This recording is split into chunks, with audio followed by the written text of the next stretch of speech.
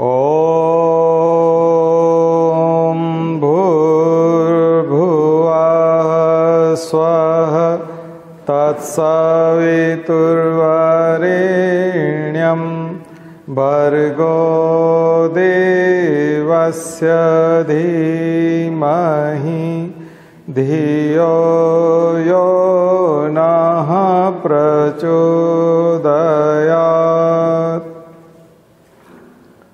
तो कल तो आपको कुछ होमवर्क बताया था मैंने करंट अफेयर्स में, आज थोड़ा सा उसको नोट कर लीजिए। एक तो होमवर्क था, ऐसी कुछ एशियन कंट्रीज़ हैं जो अब कैपिटल मार्केट में भी काफ़ी मायने रखती है दुनिया भर के लिए। A10 कंट्रीज़ बोलते हैं उनको, ऐसी 10 एशियन कंट्रीज़ जिनको A10 कंट्रीज़ कहा जाता है।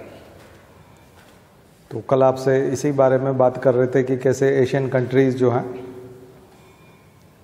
वो महत्व रखती है अपना, ठीक है।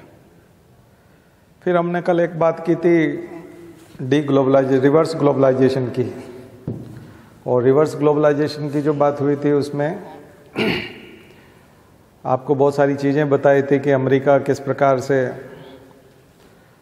चाइना को अब आगे नहीं आने देना चाहता, या हर देश अपना अपना आत्मनिर्भर बनना चाहते हैं, सेल्फ रिलायंस करना चाहते हैं। तो उसके ऊपर थोड़ा सा नोट लिखिएगा, रिवर्स ग्लोबलाइजेशन। आखिर ग्लोबलाइजेशन शुरू कब हुआ था? तो जो ट्रेड ग्लोबलाइजेशन है वो तो आफ्टर सेकेंड वर्ल्ड वॉर 1945 से ही ट्रेड का ग्लोबलाइजेशन तो तब से ही हो गया।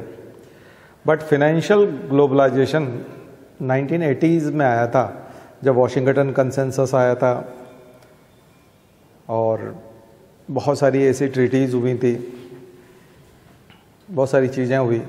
1980 के दशक में पूरी तरह से फाइनेंशियल ग्लोबलाइजेशन चल गया था, जिसको हम LPG भी कहते हैं, लेकिन भारत में वो 91 में हम लोगों ने एडॉप्ट किया था।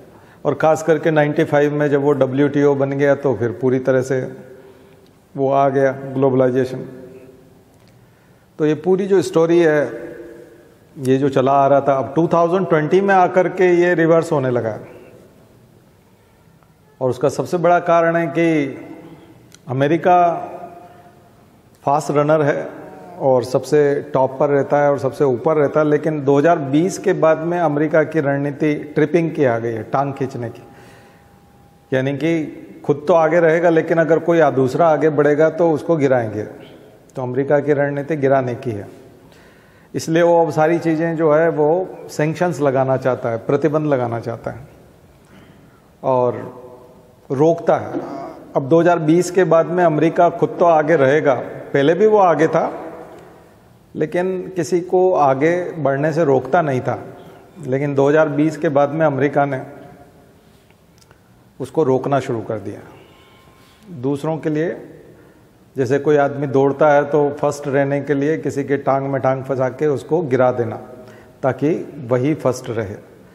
तो ये बहुत खतरनाक स्थिति 2020 के बाद देखने को मिल रही है। तो इसके ऊपर आप लिखिएगा, रिवर्स ग्लोबलाइजेशन और अमेरिका का फास्ट रनर होना। और क्यों है तो कल आपको बताया था, बहुत सारी चीज़ें बताई थी कि अमेरिका पहले नंबर पर क्यों है, क्यों आकर्षण है अमेरिका का लोगों के पास।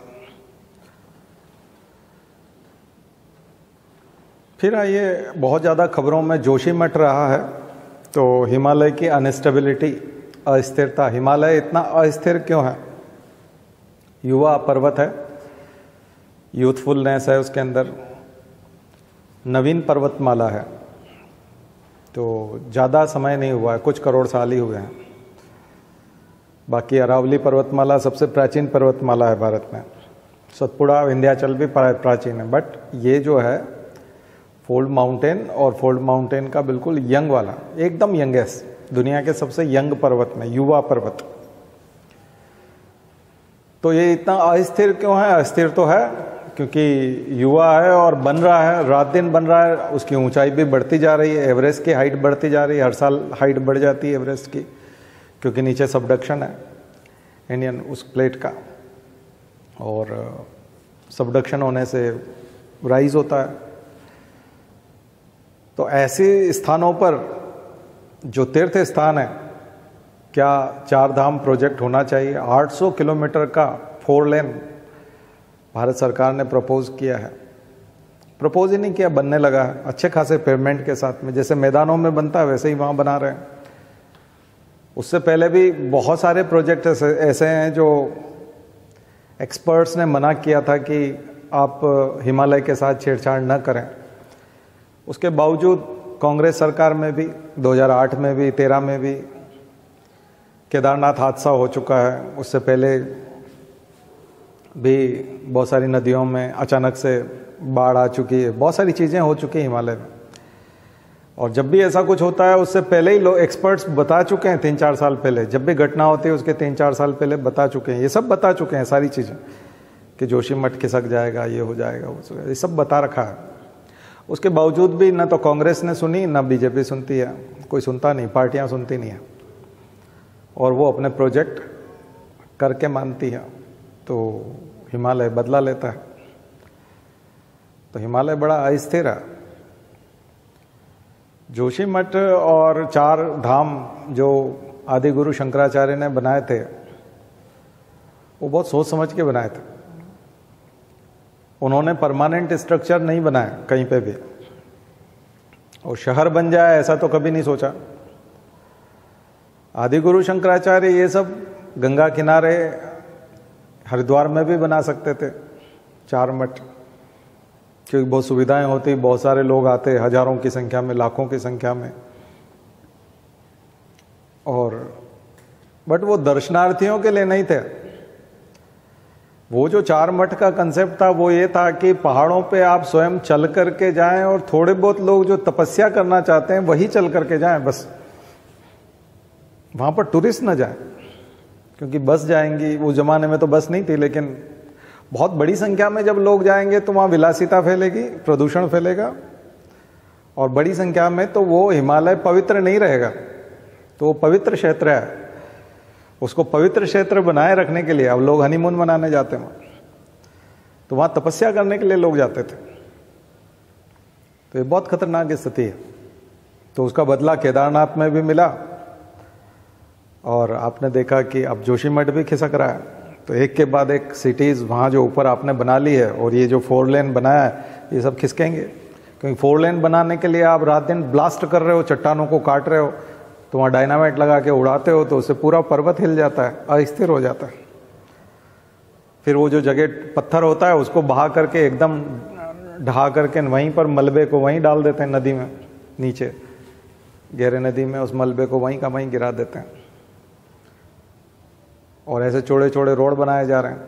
आपने देखा हिमालय के रोड बड़े सकड़े और बड़े संकट भरे हैं, तो उसकी जगह पर 4 लेन बनाओगे ताकि आप लग्जरी बसेस में अपनी कार से बिना रुके आप चारों धाम पे पहुंच जाएं, केदारनाथ, बद्रीनाथ, गंगोत्री, यमुनोत्री, और ऐसे ही घूम फिर के आ जाएं। तो वहाँ आपको हमारे यहाँ जो टूरिस्ट स्पॉट होते हैं या छोटे मोटे जगह होती है घूमने फिरने की, वहाँ जो कचरा आपको दिखाई पड़ता है, सब तरफ चिप्स के पैकेट होते हैं और ऐसे ही कोका कोला पी के कैन फेंक रखा है और मैगी खा रहे हैं लोग, और बस वही सब सारा माहौल जो है वहाँ तैयार हो जाएगा। बट सरकार चाहती है कि सरकार अपने आप को हिंदुओं का रिप्रेजेंटेटिव मानती है, तो वो सोचती है कि हमने कर दिखाया, देखो ये 4 धाम प्रोजेक्ट। कोर्ट में जब गया था तो राजनाथ सिंह गए कि हमारे बहुत सारे ट्रूप्स जाते हैं चाइना से, हमको रक्षा करनी है बॉर्डर की, इतनी सेना हम कैसे ले जाएंगे अगर 4 लेने, तो आप चुप ही रहिए क्योंकि तो देश की सुरक्षा का मामला है। तो सुप्रीम कोर्ट को बोलने नहीं दिया। चोपड़ा कमेटी बनी थी उसके ऊपर, उसने रिकमेंडेशन पहले से ही दे रखी थी। ऑलरेडी ये सब खिसकेगा और ये सब होगा, ये सब हो चुका था, बता रखा है, कोई नई चीज़ नहीं है। तो जरूर लिखिएगा इसके ऊपर, चोपड़ा कमेटी क्या है, जोशीमठ का किस्सा क्या है, हिमालय इतना अस्थिर क्यों है, हिमालय पे ऐसे कंस्ट्रक्शन क्यों नहीं होना चाहिए, व्हाट इज़ 4 धाम प्रोजेक्ट, ये क्या है 4 धाम प्रोजेक्ट, और 800 किलोमीटर लंबा 4 लेन बनाने की हिमालय में क्या ज़रूरत है। ठीक है, आप टूरिज्म बढ़ाना चाहते हैं, लेकिन केवल मोदी जी जिस गुफा में बैठे थे केदारनाथ में, उस गुफा को देखने ही हजारों लोग जाते हैं अब। और उत्तराखंड सरकार ने कहा ऐसी बहुत सारी गुफाएं बनाएंगे और उसमें फिर आप लोग बैठ करके साधना करना, जैसे मोदी जी ने शूट कराया था वैसे आप भी कराना। तो वो अब ये तो एक फैशन हो गया। तो ये तो जगह नहीं है वो उसकी, ठीक है, पहाड़ों से प्रेम रहता है लोगों को, घूमने फिरने जाते हैं, लेकिन हिमालय बदला लेता है और बहुत बुरा बदला लेता है। हिमालय की नदियाँ भी लेती है, पहाड़ भी लेते हैं। उसको जब जब गुस्सा आता है तो वो पूरा रिवेंज उसका देखने को मिलता है। और ये सब मैं इसलिए भी बता रहा हूँ क्योंकि 2024 में, 25 में, 26 में, 27 में, 28 में ये सब मेरा ये जो वर्डिंग्स हैं ये आपको याद आएंगे कि ये सब बताया गया था, ठीक है ना। तो ये सब याद आएगा आपको। ये जब जब ऐसी ऐसी घटना होगी आपको रहेगा कि ये सब बताया गया था। और ये सरकार को भी बताया गया है, ऐसा नहीं सरकार को नहीं बताया गया, उनको पता है, कांग्रेस को भी पता था, बीजेपी को भी पता है, बट कोई मानता नहीं है उसको, ठीक है। तो फिर हिमालय थोड़ी सुनता है, पहाड़ किसी की नहीं सुनते, ठीक है। केदारनाथ में आप कहोगे हम तो भगवान के दर्शन करने गए थे, ऐसा नहीं, हम तो खुद उस हादसे में डिजास्टर मैनेजमेंट में काम कर रहे थे, तो हमको तो पता है ना कि सरकार ने चाहे 6-6,500 लोग बताए हों, लेकिन 50,000 से ज़्यादा लोग गंगा सागर में समा गए, वहाँ कोलकाता पहुँच गए समुद्र में। 50,000 से ज़्यादा लोग थे और किसी को नहीं छोड़ा पानी ने। पानी किसी को नहीं छोड़ता, चाहे भगवान के दर्शन करने आए हो, चाहे बेवकूफ़ी है ना, सद्बुद्धि। इसीलिए तो गायत्री मंत्र में सद्बुद्धि की प्रार्थना है, जो हमने अभी बोला कि अकल होनी चाहिए। भगवान की पूजा करने में भी अकल होनी चाहिए। भगवान की पूजा भी करने जाओ और मर भी जाओ तो फिर ऐसा थोड़ी है, इसका मतलब मूर्ख हो ना तुम, बेवकूफ़ हो, तो बेवकूफ़ तो मरेगा। सद्बुद्धि जिसके पास होगी वो बचेगा, उसमें अकल होती है क्या करना है और क्या डूज और डोंट्स का पता जिसको होता है वही गायत्री मंत्र है, और कुछ नहीं है। गायत्री मंत्र का मतलब है क्या करना है और क्या नहीं करना है, विवेक, विवेक की बात है बस। विजडम, विजडम का मंत्र है ना ये, सद्बुद्धि का मंत्र, ठीक है ना। इसलिए कई सारे लोग नेताओं की सद्बुद्धि के लिए यज्ञ नहीं करते कि नेताओं की सद्बुद्धि के लिए यज्ञ कर रहे हैं, वाकई में करने चाहिए उनके लिए यज्ञ, क्योंकि सद्बुद्धि नहीं है उनमें। अपना ही पाँव पे कुल्हाड़ी मारते हैं, फिर चिल्लाते फिरते हैं, इलाज कराते फिरते हैं। हिमालय तो इलाज कराने का मौका भी नहीं देता, सीधा गंगा सागर पहुंचा देता है, तो बहुत ही खतरनाक है। खैर, मैं इतना तीक्ष्ण इसलिए बोल रहा हूँ क्योंकि हिमालय से मुझे भी प्यार है, मैं भी उससे बहुत प्यार करता हूँ, हमारे गुरुजी भी हिमालय से बहुत प्यार करते हैं। लेकिन वो जो गुरु का हिमालय है वो बहुत पवित्र और अलग परिकल्पना है उसकी। और ये जो अभी बनाया जा रहा है ये प्रदूषित और पूरी तरह से टूरिस्ट प्लेस के तौर पे होगा। ठीक है, विकास होना चाहिए, लेकिन विकास कहाँ होना चाहिए ये भी ध्यान रखें। सस्टेनेबल डेवलपमेंट का पार्ट नहीं है वो, ठीक है, ठीक है। तो एक ये है। एक और बेवकूफ़ी जो यूजीसी करने जा रहा है भारत का, यूनिवर्सिटी ग्रांट्स कमीशन, अब उसने एक चीज़ निकाली है कि हम हमारे यहाँ तुरंत जो है अब ऐसी यूनिवर्सिटीज़ आएंगी, MIT जैसी और स्टैनफोर्ड जैसी अमेरिका की और दुनिया की बड़ी बड़ी यूनिवर्सिटीज़ भारत में आकर के कैंपस खोलेंगे, और यूजीसी उनके लिए माहौल, पैसा, फिनेंस और सब अवेलेबल कराएगा। जगह बहुत है हमारे पास, यहाँ आओ, यहाँ पर आप अपने कैंपस खोलो। तो एक नया काम है। एक तो आप गाली देते हो कि हम विश्व गुरु हैं और हमारी शिक्षा ही सबसे श्रेष्ठ है, और आप वर्ल्ड क्लास यूनिवर्सिटीज़ को यहाँ इनवाइट कर रहे हो कि आप आओ और हमारे बच्चों को पढ़ाओ और हमारा ज्ञान बढ़ाओ। तो ये दोहरा मापदंड है, बड़ा विचित्र स्थिति है। तो इसके ऊपर ज़रूर पढ़िएगा। प्रताप बानो मेहता का आर्टिकल है शायद इंडियन एक्सप्रेस में, तो यूजीसी के ऊपर, यूजीसी प्रताप बानो मेहता सर्च करेंगे तो आ जाएगा गूगल में, आर्टिकल पढ़िएगा, बड़ा मज़ेदार लिखा है उन्होंने कि यूजीसी जो है क्या ड्रामा कर रही है। दूसरी चीज़, आप लोकल यूनिवर्सिटीज़ के लिए तो बोल रहे हैं कि हमारे पास फंड नहीं है, आप अपनी व्यवस्था खुद देख लो, और फॉरेन की यूनिवर्सिटीज़ को कह रहे हो कि हम आपके लिए पैसा उपलब्ध कराएंगे, तो बड़ा अजीब चीज़ है। मतलब उनको पैसा उपलब्ध करा रहे हो और स्थानीय यूनिवर्सिटीज़ को बोल रहे हो कि पैसा नहीं है, तुम अपना देखो। तो ये थोड़ा सा समझ में नहीं आता, उसके लिए पैसा कहाँ से आएगा, और उसको अगर पैसा दे सकते हो तो फिर स्थानीय को क्यों नहीं दे सकते। दूसरा, वो तो प्रॉफिट कमाएगा तो बाहर ले जाए। पहली बात तो किसी भी विदेशी यूनिवर्सिटी ने किसी भी देश में अपना कैंपस खोला ही नहीं है कभी, वो अपने देश से बाहर जाते ही नहीं है, क्योंकि वहाँ रूल ऑफ लॉ देखते हैं, वहाँ कल्चरल वैल्यूज़ देखते हैं। तो कल्चरल वैल्यूज़ तो भारत की ठीक है, बट अभी कॉन्स्टिट्यूशन के और डेमोक्रेसी की हालात जो है वो पतले हैं, तो वहाँ रेटिंग हमारी ख़राब है। अभी जो ऑलरेडी एग्जिस्टिंग यूनिवर्सिटीज़ इंडिया की हैं, वहाँ पर अगर कोई ऐसा लेक्चर हो या ऐसा कोई वेबिनार हो तो उसको पोस्टपोन कर दिया जाता है, उसको कैंसिल कर देते हैं, निरस्त कर देते हैं, उसको बोले ये सरकार के विरोध में बोलते हैं, ये यूँ बोलते हैं। अब वो जो यूनिवर्सिटी, वो तो दरअसल यूनिवर्सिटीज़ जो होती हैं उसका एक इकोसिस्टम होता है और उसको डेवलप होने में 50 साल लगता है। हर यूनिवर्सिटी का अपना एक इकोसिस्टम है और उस इकोसिस्टम को बनाने में 50 साल लगते हैं। यानी वो उस यूनिवर्सिटी में किस तरह के थॉट्स जो है वो फ्लोट करेंगे, वहाँ किस आइडियोलॉजी के लोग रहेंगे, वहाँ किस प्रकार की विचारधाराएं पढ़ाई जाएंगी, वहाँ किस प्रकार के लेक्चर्स होंगे, कौन से न्यूज़पेपर्स आएंगे, कौन कौन सी चीज़ें डिस्कस होंगी, उसका एक एटमॉस्फेयर होता है और वो उसकी पहचान होती है।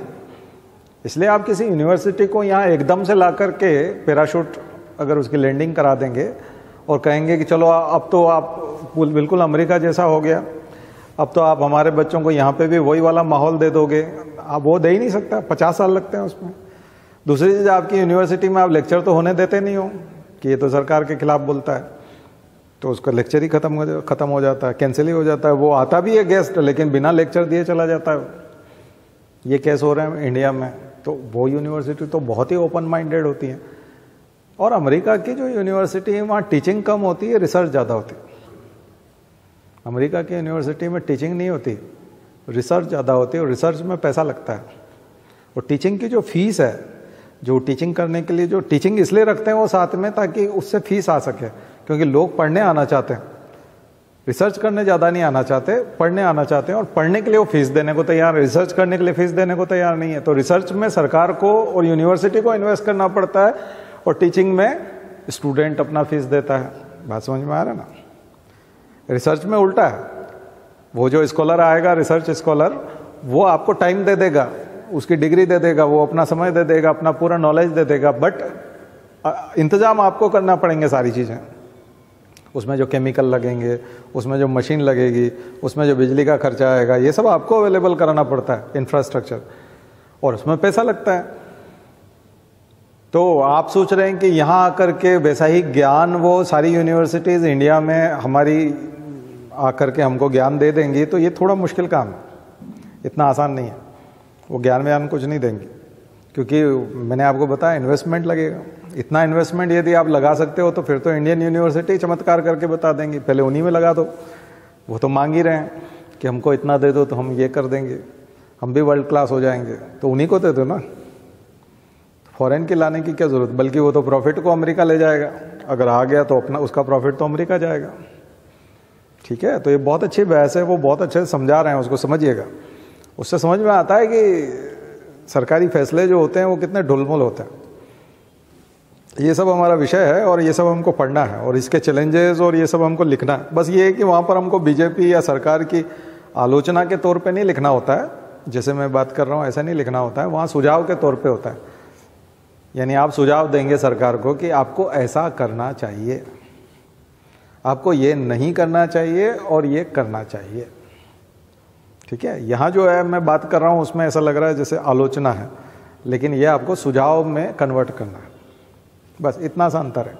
बाकी और सारी चीज़ें सेम है। ठीक है, तो ये एक बहुत बड़े मुद्दे हैं जिनको आप अपने होमवर्क में शामिल कीजिए। ठीक है ना। एक और कंसेप्ट अभी खूब चल रहा है एनर्जी में, ग्रीन एनर्जी होने के लिए हम लोग इथेनॉल ब्लेंडिंग की खूब बात करने लगे, क्योंकि नितिन गडकरी भी आते हैं तो वो हाइड्रोजन एनर्जी और इथेनॉल ब्लेंडिंग की बहुत बात करते हैं। तो ट्रांसपोर्ट मिनिस्टर हैं, प्रधानमंत्री भी ग्रीन एनर्जी की खूब बात कर, अभी बजट में भी बहुत रखा उन्होंने कि ये ग्रीन बजट ही है, क्योंकि हर चीज़ में उन्होंने ग्रीन लगाया। तो बहुत सारे ऑल्टरनेट हैं कि अगर हम जो हमारे इंटरनल कंबशन इंजन की आईसीटी की बात करें, तो अगर ये इसको टरबाइन को इसको अगर हम रिप्लेस करना चाहते हैं तो या तो हम बैटरी वाले व्हीकल पे जाएं, इलेक्ट्रिक व्हीकल पे जाएं, battery charge, but charging station अभी भी इंफ्रास्ट्रक्चर की प्रॉब्लम है, चार्जिंग के प्रॉपर स्टेशन नहीं है, तो कहीं जाकर के वापस आपको हाइब्रिड पे लेना पड़ेगा। तो हाइब्रिड एक कंसेप्ट है, एक पूरी तरह से इलेक्ट्रिक व्हीकल का कंसेप्ट है, एक हाइड्रोजन एनर्जी का कंसेप्ट है, एक इथेनॉल का कंसेप्ट है, और आगे जाके फ्यूजन सेल और भी बहुत सारी चीज़ें आएंगी। तो ये 2030 तक लगभग 5 तरह के वाहन, 5 या 6 तरह के वाहन मार्केट में रहेंगे बिकने के लिए भी, और अब एक तो अडानी हाइड्रोजन के पीछे पड़े हुए थे, हाइड्रोजन, और अंबानी और अडानी दोनों हाइड्रोजन को लेकर के बात कर रहे थे। सरकार इथेनॉल को प्रमोट करना चाहती है। वो इथेनॉल पे इसलिए नहीं जाना चाहते क्योंकि उसमें शक्कर वाली जो फैक्ट्रियाँ हैं, शुगर फैक्ट्रियाँ, उनको फ़ायदा है, इथेनॉल वो बनाते हैं। और ब्राज़ील का कंसेप्ट है, तो ब्राज़ील इंटरेस्टेड है भारत में। ब्राज़ील ने सबसे पहले इथेनॉल ब्लेंडिंग किया, अब तो 100% तक चला गया। तो इथेनॉल ब्लेंडिंग से हम लोग, वो फ्यूल में पहले उसने 5%, 10%, अब उसने, पर भारत में यदि इथेनॉल वाले, तो इतने इंजन हमारे पास हैं क्या पहले से जो गाड़ियाँ उन सबको हम इथेनॉल के इंजन में कन्वर्ट कर पाएंगे? फिर इथेनॉल के लिए अलग पेट्रोल पंप पे एक अलग पंप लगेगा इथेनॉल भरने वाला। तो पूरे देश के पेट्रोल पंप पे इथेनॉल का एक पंप और लगेगा। तो 5 तरह के पंप होंगे शायद 2030 में, 5 तरह की चीज़ें होंगी पेट्रोल पंप पे। चार्जिंग स्टेशन भी होगा, हाइड्रोजन फ्यूल भी होगा, पेट्रोल भी होगा, डीजल भी होगा और इथेनॉल भी होगा। तो हो सकता है 5 तरह की सीएनजी, और ये तो हम बोलते ही हैं, अभी भी होता है कई जगह पर, सीएनजी भी होता है, पेट्रोल भी होता है। अभी 3 तरह की बात करते हैं, और चार्जिंग स्टेशन भी आ गए कई जगह पर। लेकिन आने वाले समय में 6, 7, 8 तरह की चीज़ें होंगी, क्योंकि तब जाकर के शायद हम ग्रीन हो पाएंगे। ठीक है, बट एक रूपता तो नहीं है अभी भी उसमें। तो हम उन सारे सिस्टम को समझें जिससे कि हम ग्रीन होने जा रहे हैं, तो उन सारे सिस्टम को हम समझें।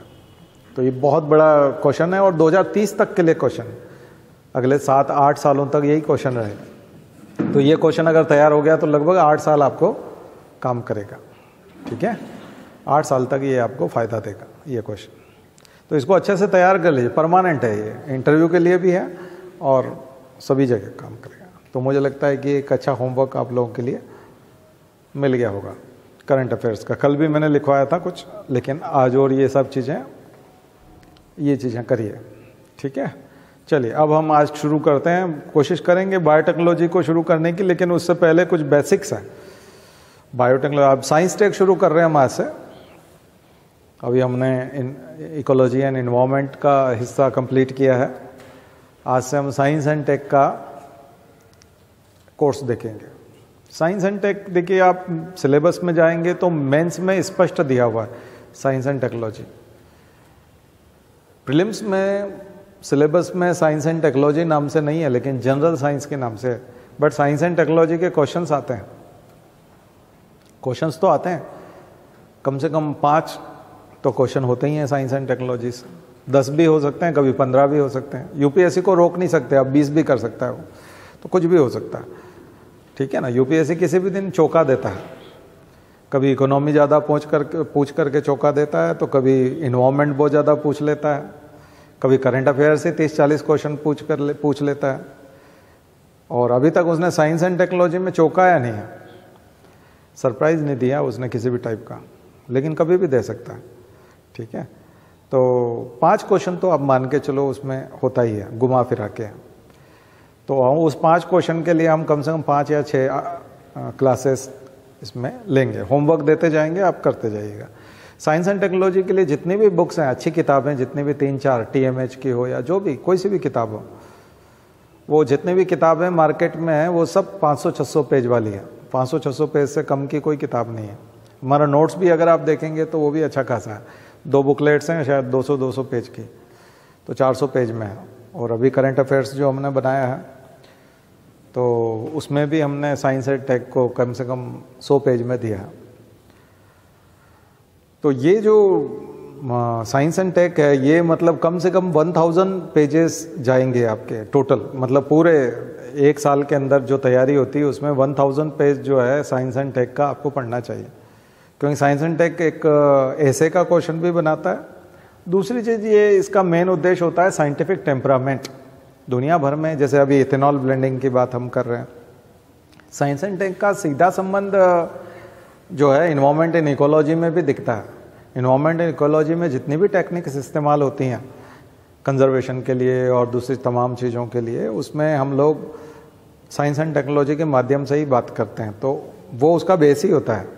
दूसरी चीज़ होती है इकोनॉमी में जब आप जाते हो तो वहाँ बहुत सारी जगहों पर साइंस एंड टेक्नोलॉजी बेस का काम करता है, इकोनॉमी में भी करता है, इन्वायरमेंट एंड इकोलॉजी वाले पार्ट में भी करता है, और फिर करंट अफेयर्स में तो 20% कंट्रीब्यूशन इसका होता ही है मटेरियल का। तो करंट अफेयर्स तो साइंस एंड टेक्नोलॉजी से बनता ही है। मेंस के सिलेबस में 4-5 बड़ी चीज़ें हैं, और वो 4-5 बड़ी चीज़ें जो है वो ये है कि एक तो बात करता है वो इंडिजिनाइजेशन की, कि भारत में देशीकरण, हमने मेक इन इंडिया के नाम पे या हमारे देश ने हमने कितना विकास किया साइंस एंड टेक्नोलॉजी में, ठीक है। फिर वो सारी संस्थाएं आ जाती हैं, सेंटर्स, रिसर्च सेंटर्स, वो सब जहाँ पर ये सब R&D होता है, तो सरकार का इन्वेस्टमेंट हो, इसलिए वो इकोनॉमी में जाके टच करता है। मैंने आपको बताया ना, पेटेंट वाली बात हो तो भी इकोनॉमी में चली जाती है, कॉपीराइट, इंडस्ट्रियल डिज़ाइन, लेआउट, ये सारी चीज़ें जो है ये उधर चली जाती हैं, जबकि ये इसका हिस्सा है। इलेक्ट्रिक सर्किट बनते हैं, इलेक्ट्रॉनिक सर्किट बनते हैं। फिर आप जानते हो कंप्यूटर के बिना, क्वांटम कंप्यूटिंग के बिना तो कोई क्वेश्चंस और वो सब होते नहीं, ये सब साइंस एंड टेक्नोलॉजी। पिछली बार भी क्वांटम क्यूबिट वाला आया था, तो ये सारे क्वेश्चंस जो है वो साइंस एंड टेक्नोलॉजी का पार्ट है। तो करंट अफेयर्स तो पूरा इकोनॉमी में भी एडवांस चीज़ें जितनी हो रही हैं, इन्वायरमेंट इकोलॉजी की एडवांस चीज़ें हैं, बस बचता है पॉलिटी। बट पॉलिटी में भी जैसे DNA एक्ट है, DNA फिंगरप्रिंटिंग एक्ट आ गया, मान लीजिए कि सरकार ने DNA एक्ट, या आधार वाला मसला है तो आधार में कौन कौन से बायोमेट्रिक्स लिए जाते हैं, तो बायोमेट्रिक्स जो अगेन बायोटेक्नोलॉजी, ठीक है। और फिर वो जो FRT है, फेस रिकॉग्निशन टेक्नोलॉजी है, तो FRT में जो टेक्नोलॉजी है वो फिर आर्टिफिशियल इंटेलिजेंस और वो और इंडस्ट्रियल रिवोल्यूशन 4.0 की बात करेंगे, तब फिर साइंस एंड टेक्नोलॉजी। तो ये सब इसका सिलेबस है ना, एक दूसरे से मिला हुआ है, आप अलग नहीं कर पाएंगे। साइंस एंड टेक्नोलॉजी इतनी जगह पर डिस्कस होगा, तो उसको समझना बहुत ज़रूरी है। उसको समझे बिना अगर हम करंट अफेयर्स पढ़ने की कोशिश करें, प्योर इकोनॉमी पढ़ने की कोशिश करें, इन्वायरमेंट इकोलॉजी, नहीं कर पाएंगे, आंसर लिख ही नहीं पाएंगे, और लिखेंगे तो 3-4 नंबर जैसे तैसे मिलेंगे। अगर आपको अच्छे नंबर चाहिए, IAS बनने के लिए नंबर चाहिए, उधर MPPSC में डिप्टी कलेक्टर के लिए चाहिए, तो आपको अच्छा आंसर तभी बनेगा जब आपको साइंस एंड टेक्नोलॉजी की अच्छी गहरी समझ होगी। तो उसके लिए अलग से नोट्स बनाइए, अच्छा खासा एक कॉपी निकालिए और अच्छे से उसमें पुराना हिस्टोरिकल बैकग्राउंड से लेकर के जाइए, क्योंकि आप जानते हैं केवल शांति का नोबेल, साहित्य का नोबेल और इकोनॉमी का नोबेल जो है वो अलग जाता है। बाकी तीनों नोबेल, फिजिकल साइंसेस में, केमिकल वाले में और फिजियोलॉजी एंड मेडिसिन वाला, ये जो नोबेल होते हैं तीनों, ये हर साल का सिलेबस है, हर साल के नोबेल जो होते हैं। फिर इसके अलावा भी और भी जैसे डिस्प्यूट होते हैं कि डोपिंग टेस्ट हो गया खिलाड़ियों का, और उन्होंने कौन सा केमिकल खाया था, कौन सा हार्मोन खाया था, डोपिंग टेस्ट में उनको निकला। आज भी जो हमारी वो है, क्या बोलते हैं उसको, जिम्नास्ट है, वो कर्माकर, दीपा कर्माकर को 18 महीने का बैन लग गया है, क्योंकि उसमें वो ड्रग्स निकला है डोपिंग टेस्ट में। तो ये सब खबरें जब आती है तो वो डोपिंग में क्या होता है, ये सब, तो ये फिर साइंस एंड टेक्नोलॉजी में चला जाता है, फिर वो जनरल साइंस का पार्ट बन जाता है। तो इसलिए उन्होंने जनरल साइंस लिख दिया है वहाँ, ठीक है। अब उसमें से कितना पूछेंगे, ये कई बार तो प्योर कोर साइंस जिसको कहते हैं, हार्डकोर साइंस, जैसे कि फिजिक्स, केमिस्ट्री, वहाँ से तो 1-2 सवाल कहीं से होते हैं। ज़्यादातर बायोलॉजिकल साइंसेस से क्वेश्चन होते हैं, इन्वायरमेंटल साइंसेस से क्वेश्चन होते हैं, और फिर टेक्नोलॉजी वाले पार्ट से होते हैं। तो सबसे पहले अगर हम बात करें कि साइंस क्या होती है, तो साइंस और दूसरा होता है टेक्नोलॉजी। इसके 2 हिस्से हैं, साइंस एंड टेक्नोलॉजी। साइंस का मतलब होता है नॉलेज, साइंस का सीधा मतलब होता है नॉलेज, प्रिंसिपल्स, थ्योरीज। तो जहाँ जहाँ थ्योरीज की बात होती है, जहाँ जहाँ प्रिंसिपल्स की बात होती है, वो व्हाट इज DNA। तो DNA क्या है, ये एक साइंस है। DNA क्या है, ये है साइंस। DNA के बारे में बताना, ये है साइंस। और DNA फिंगरप्रिंटिंग, वो उसका एप्लीकेशन है। DNA फिंगरप्रिंटिंग, और DNA फिंगरप्रिंटिंग का सिद्धांत भी चलो साइंस मान लेंगे, लेकिन DNA फिंगरप्रिंटिंग को आप यूज करने लगे, टेस्ट करने लगे पैटर्निटी डायग्नोसिस में, पिता का निर्धारण करने में कि पिता कौन है, ये किसका बच्चा है। जैसे अभी वो श्रद्धा मर्डर केस में उसके टुकड़े मिले थे, तो DNA से उसके पिता के साथ मैच कराया गया, तो ये टुकड़ा उसी का है। तो ये DNA से, DNA फिंगरप्रिंटिंग से पता चला। ये जो चीज़ है ये टेक्नोलॉजी है। DNA फिंगरप्रिंटिंग के माध्यम से, यानी कि एप्लीकेशन बेस्ड, जब आप प्रोसेस को देखते हो, जो यानी कुल मिला के जब जब भी उपयोग हो रहा है तब वो टेक्नोलॉजी। फर्मेंटेशन की प्रोसेस फर्मेंटेशन को यूज करके दूध से दही बनाना, डेयरी इंडस्ट्री में फर्मेंटेशन का प्रोसेस चलाना टेक्नोलॉजी है। बात समझ में आ गई? तो टेक्नोलॉजी यूज के साथ जुड़ी हुई है। टेक्नोलॉजी किसके साथ जुड़ी है? यूज के साथ। तो साइंस एंड टेक्नोलॉजी, तो आपको दोनों चीज जोड़ के चलना है, ठीक है। तो हवा में उड़ने का सिद्धांत साइंस है, लेकिन एरोप्लेन का डिजाइन करके एरोडायनामिक्स के सिद्धांत पे एरोप्लेन उड़ा देना टेक्नोलॉजी है। तो एरोडायनामिक्स जो है वो टेक्नोलॉजी है। और केवल ड्रैगिंग की बात करना और केवल अपलिफ्ट की बात करना, केवल हाइट पे जाना, केवल वो करना, बाद में उसको नेविगेशन करना, वो जो सिद्धांत है वो अलग चीज़ है, ठीक है ना। तो ऐसे आप दोनों चीज़ में समझिएगा, हमेशा पता करिएगा कि ये कौन सा हिस्सा साइंस, इसलिए जनरल साइंस और टेक्नोलॉजी, साइंस एंड टेक्नोलॉजी। तो जनरल साइंस केवल फार्मूला है, केवल सिद्धांत है, केवल किसी साइंटिस्ट ने जो हमको मॉडल दे दिया है उस मॉडल के बारे में हम डिस्कस कर रहे हैं। बट उस मॉडल के बेस पे जब हम एप्लीकेशन करने लग जाते हैं, सोसाइटी में कोई यूजफुल थिंग लेके आते हैं और वो हमारी सोसाइटी में जब यूज होने लग जाती है, उसमें जो प्रोसेस काम कर रहा होता है वो टेक्नोलॉजी है, ठीक है। वैक्सीन कैसे बनेगी या वैक्सीन क्या होती है, वैक्सीन किसे कहते हैं? तो वैक्सीन जो है वो किसी भी फॉरेन पार्टिकल को विरोध करने के लिए होती है हमारे शरीर में, उसके विरोधियों को तैयार करता है, यानी कि एंटीजन के खिलाफ एंटीबॉडी तैयार करवाती है, तो उसको वैक्सीन कहा जाता है। लेकिन वैक्सीन बनाने का पूरा प्रोसेस टेक्नोलॉजी है। वैक्सीन बनाने का तरीका, डीएनए से बनाओगे, एमआरएनए से बनाओगे, या फिर एंटीन्यूएटेड होगा, लाइव वायरस होगा, या डेड वायरस होगा, या उसका ऑल्टरनेट वायरस होगा, एडिनो वायरस होगा, क्या होगा, किसके माध्यम से बनाओगे, किस चीज को आप अंदर भेजोगे शरीर में, ठीक है, वो होगा टेक्नोलॉजी। तो vaccine, what is vaccine is science and how to use, ठीक है। चलिए, तो मुझे लगता है कि साइंस एंड टेक्नोलॉजी का बेसिक तो यहाँ से शुरू हुआ। अब हम साइंस एंड टेक्नोलॉजी में पहला हिस्सा लेंगे बायोटेक्नोलॉजी, क्योंकि अब यहाँ तक हम बायो पढ़ रहे थे और इकोलॉजी एंड एनवायरनमेंट में हमने जो है बायोडाइवर्सिटी लिया हुआ था। तो बायोडाइवर्सिटी जस्ट खत्म हुआ है, पिछली बार हमने प्लांट्स वाला लिया था, तो इस बार हम उसी को कंटिन्यू करते हैं और बायोटेक्नोलॉजी लेते हैं। अब सीधी सीधी बात है, ये टेक्नोलॉजी वो है जिसमें ऑर्गेनिजम्स को यूज किया जाएगा, सीधा सीधा।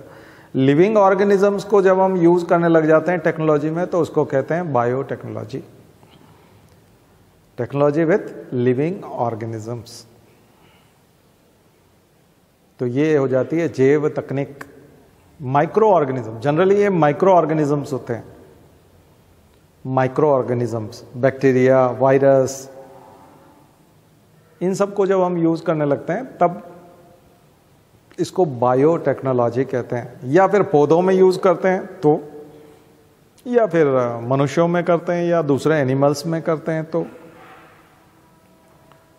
पहले तो बायोटेक्नोलॉजी का बहुत ही ज़बरदस्त स्कोप है। आप जाकर के थोड़ा सा गूगल में जब लिखेंगे green biotechnology, brown biotechnology, red biotechnology, yellow biotechnology, ऐसे 4 कलर लिखिएगा, yellow, brown, green, red biotechnology.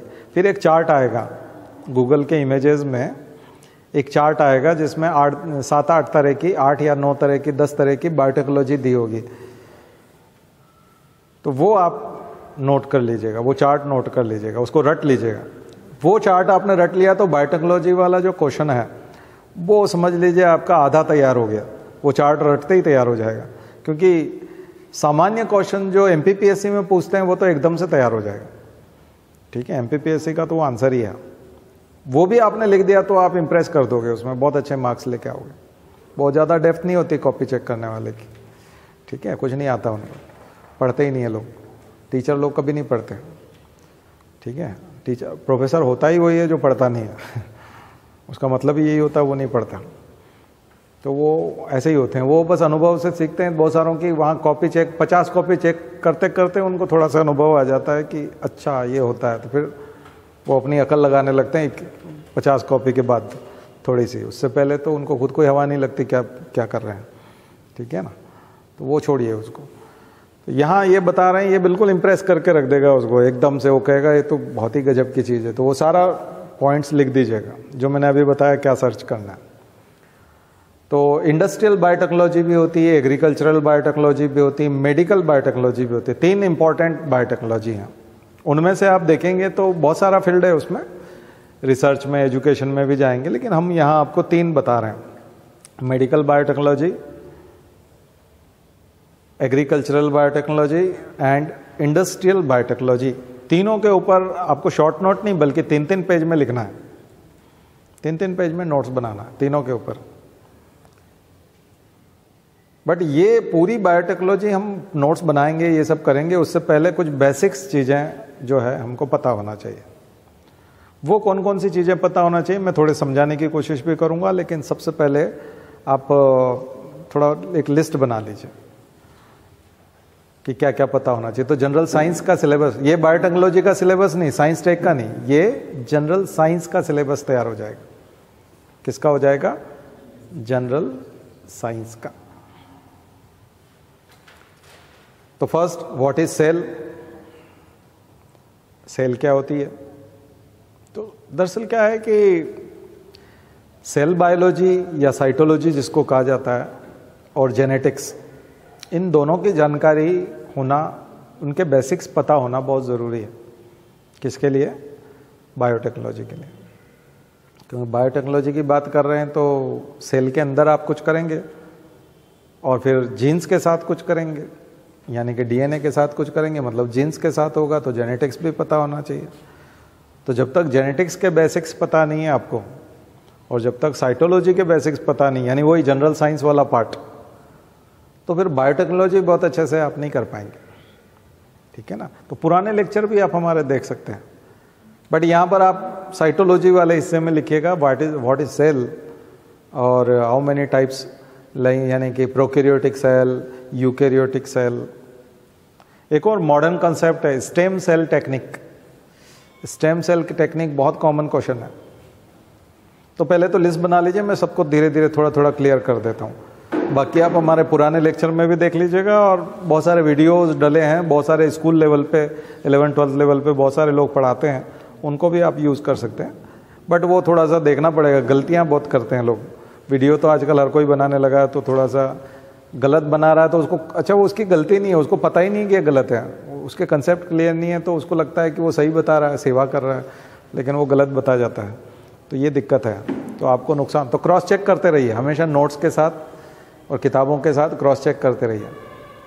11-12 की NCERT खरीद लीजिए, बायो वाली, दोनों मीडियम में मिलती है ना। हिंदी वाले खरीदेंगे तो इंग्लिश वाले भी साथ में खरीदना, केवल हिंदी में समझ में नहीं आता। जो भी हिंदी मीडियम के हैं वो इंग्लिश वाले भी साथ में खरीदना।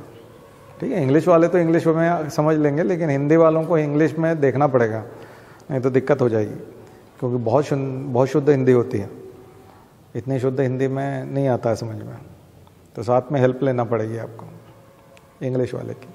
तो वही चैप्टर, वही पेज, वही टेबल, वही डायग्राम आप जब उधर जा कर के देखेंगे तो आपको समझ में आएगा। तो एक तो हो गया सेल के बारे में। फिर सेल ऑर्गेनेल्स, सेल ऑर्गेनेल, सारे सेल ऑर्गेनेल के बारे में पढ़िएगा छोटा छोटा। ई ज्ञान कोश पे जाकर के हिंदी इंग्लिश में डाउनलोड किया जा सकता है। सेल बायोलॉजी, LSE 03, LSE 09 ऐसा कुछ लिखेंगे ऊपर सर्च में, तो लाइफ साइंस का सिलेबस आ जाएगा। नहीं तो डायरेक्ट भी जाकर के सर्च कर सकते हैं BSc के कोर्स में, ग्रेजुएशन का कोर्स। ठीक है? ऊपर LSE 01, 02, 03 ऐसा डाल के देखेंगे तो सिलेबस वाइज आ जाएगी। नीचे बुकलेट्स आती हैं, तो उन बुकलेट्स को निकालेंगे, PDF होते हैं, हिंदी इंग्लिश दोनों में मिलते हैं। ठीक है ना? तो वहाँ पर जाकर के सेल और सेल के बारे में, तो सेल ऑर्गेनेल्स, तो सेल ऑर्गेनेल्स MPPSC का फेवरेट क्वेश्चन है। माइटोकॉन्ड्रिया बहुत पूछता है, माइटोकॉन्ड्रिया पे, राइबोसोम्स, एंडोप्लाज्मिक रेटिकुलम, तो ये सेल ऑर्गेनेल्स। ठीक है? इनके बारे में।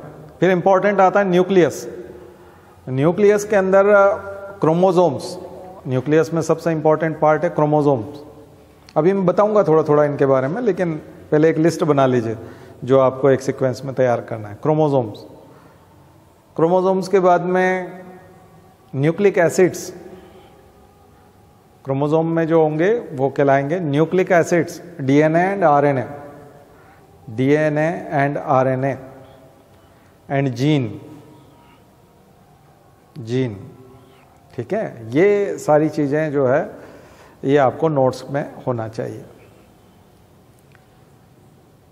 इसके बाद चूंकि हमने आपको बताया कि एक तो साइटोलॉजी हो गया और एक जेनेटिक्स, कई लोग दोनों को मिला के साइटोजेनेटिक्स भी बोलते हैं, साइटोजेनेटिक्स। तो जेनेटिक्स वाले पार्ट में मेंडल्स लॉ, ये भी एमपीपीएससी का फेवरेट क्वेश्चन है, थर्ड पेपर के लिए बहुत ज़्यादा पूछता है वो। Mendel's law, law of inheritance बोलते हैं ना, आनुवंशिकता के नियम, 3 नियम है, dominance, segregation and independent assortment. तो तीनों नियम मेंडल के। So Mendel's work, Darwin's theory, Darwin की थ्योरी भी यहाँ लिख सकते हैं, हालांकि वो इवोल्यूशन का पार्ट है, लेकिन यहाँ लिख सकते हैं organic evolution bye Darwin, Charles Darwin, उसको यहाँ जोड़ सकते हैं।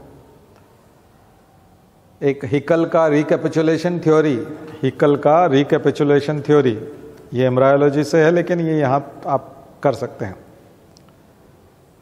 ठीक है। और जेनेटिक्स के बेसिक सिद्धांतों में what is crossing over, crossing over क्या होता है, पॉलीप्लाइडी क्या होती है, क्रोमोसोमल एबेरेशंस क्या होते हैं, यानी कि गुणसूत्रों की असामान्यताएं क्या होती हैं, यानी क्रोमोसोमल डिजीजेज, क्रोमोसोमल एबेरेशंस जो होते हैं वहाँ क्रोमोसोम से होने वाली डिजीज पता चलती हैं। जेनेटिक डिसऑर्डर्स, आनुवंशिक रोग जितने भी हैं, जेनेटिक डिसऑर्डर्स की लिस्ट आ जाएगी। देखिए जो हम बात कर रहे थे साइटोलॉजी में, साइटोलॉजी में तो डीएनए, आरएनए, जीन के स्ट्रक्चर और फंक्शन है, बट हेरिडिटी जब शुरू हो जाती है, आनुवंशिकता, एक पीढ़ी से दूसरी पीढ़ी में जाने वाली चीज़ें, वो जेनेटिक्स में आती, वो स्टडी होता है जेनेटिक्स में। तो खास करके बीमारियां एक पीढ़ी से दूसरी पीढ़ी में पहुंचती है क्योंकि वो क्रोमोसोमल होती हैं, किसी न किसी एक क्रोमोसोम पर बैठी होती हैं, उनके जीन्स उस क्रोमोसोम पर हैं, तो वो क्रोमोसोम मदर फादर से बच्चों में जाते हैं। तो कौन कौन सी, तो 2 बड़ी बीमारियां जैसे हीमोफीलिया और कलर ब्लाइंडनेस सबसे ज़्यादा एग्जाम्पल होता है, अगर किसी ने बायो पढ़ा हो, नीट की तैयारी की हो आप में से किसी ने, सो कलर ब्लाइंडनेस एंड हीमोफीलिया, ये बहुत ज़्यादा एग्जाम्पल दिए जाते हैं इसके लेकर के जितनी भी। तो sex linked inheritance and autosomal inheritance, 2 प्रकार के क्रोमोसोम्स होते हैं, autosomes and sex chromosomes. So sex chromosomal inheritance and autosomal inheritance,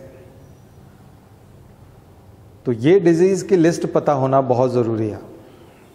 फिर 1-2 चीजें और आपको पता होने चाहिए यहाँ पर कि प्रोटीन सिंथेसिस क्या होता है, बहुत ही इंपॉर्टेंट चीज है, मैंने पहले पढ़ाया है क्लास में, पुरानी क्लास में मिल जाएगा। प्रोटीन सिंथेसिस,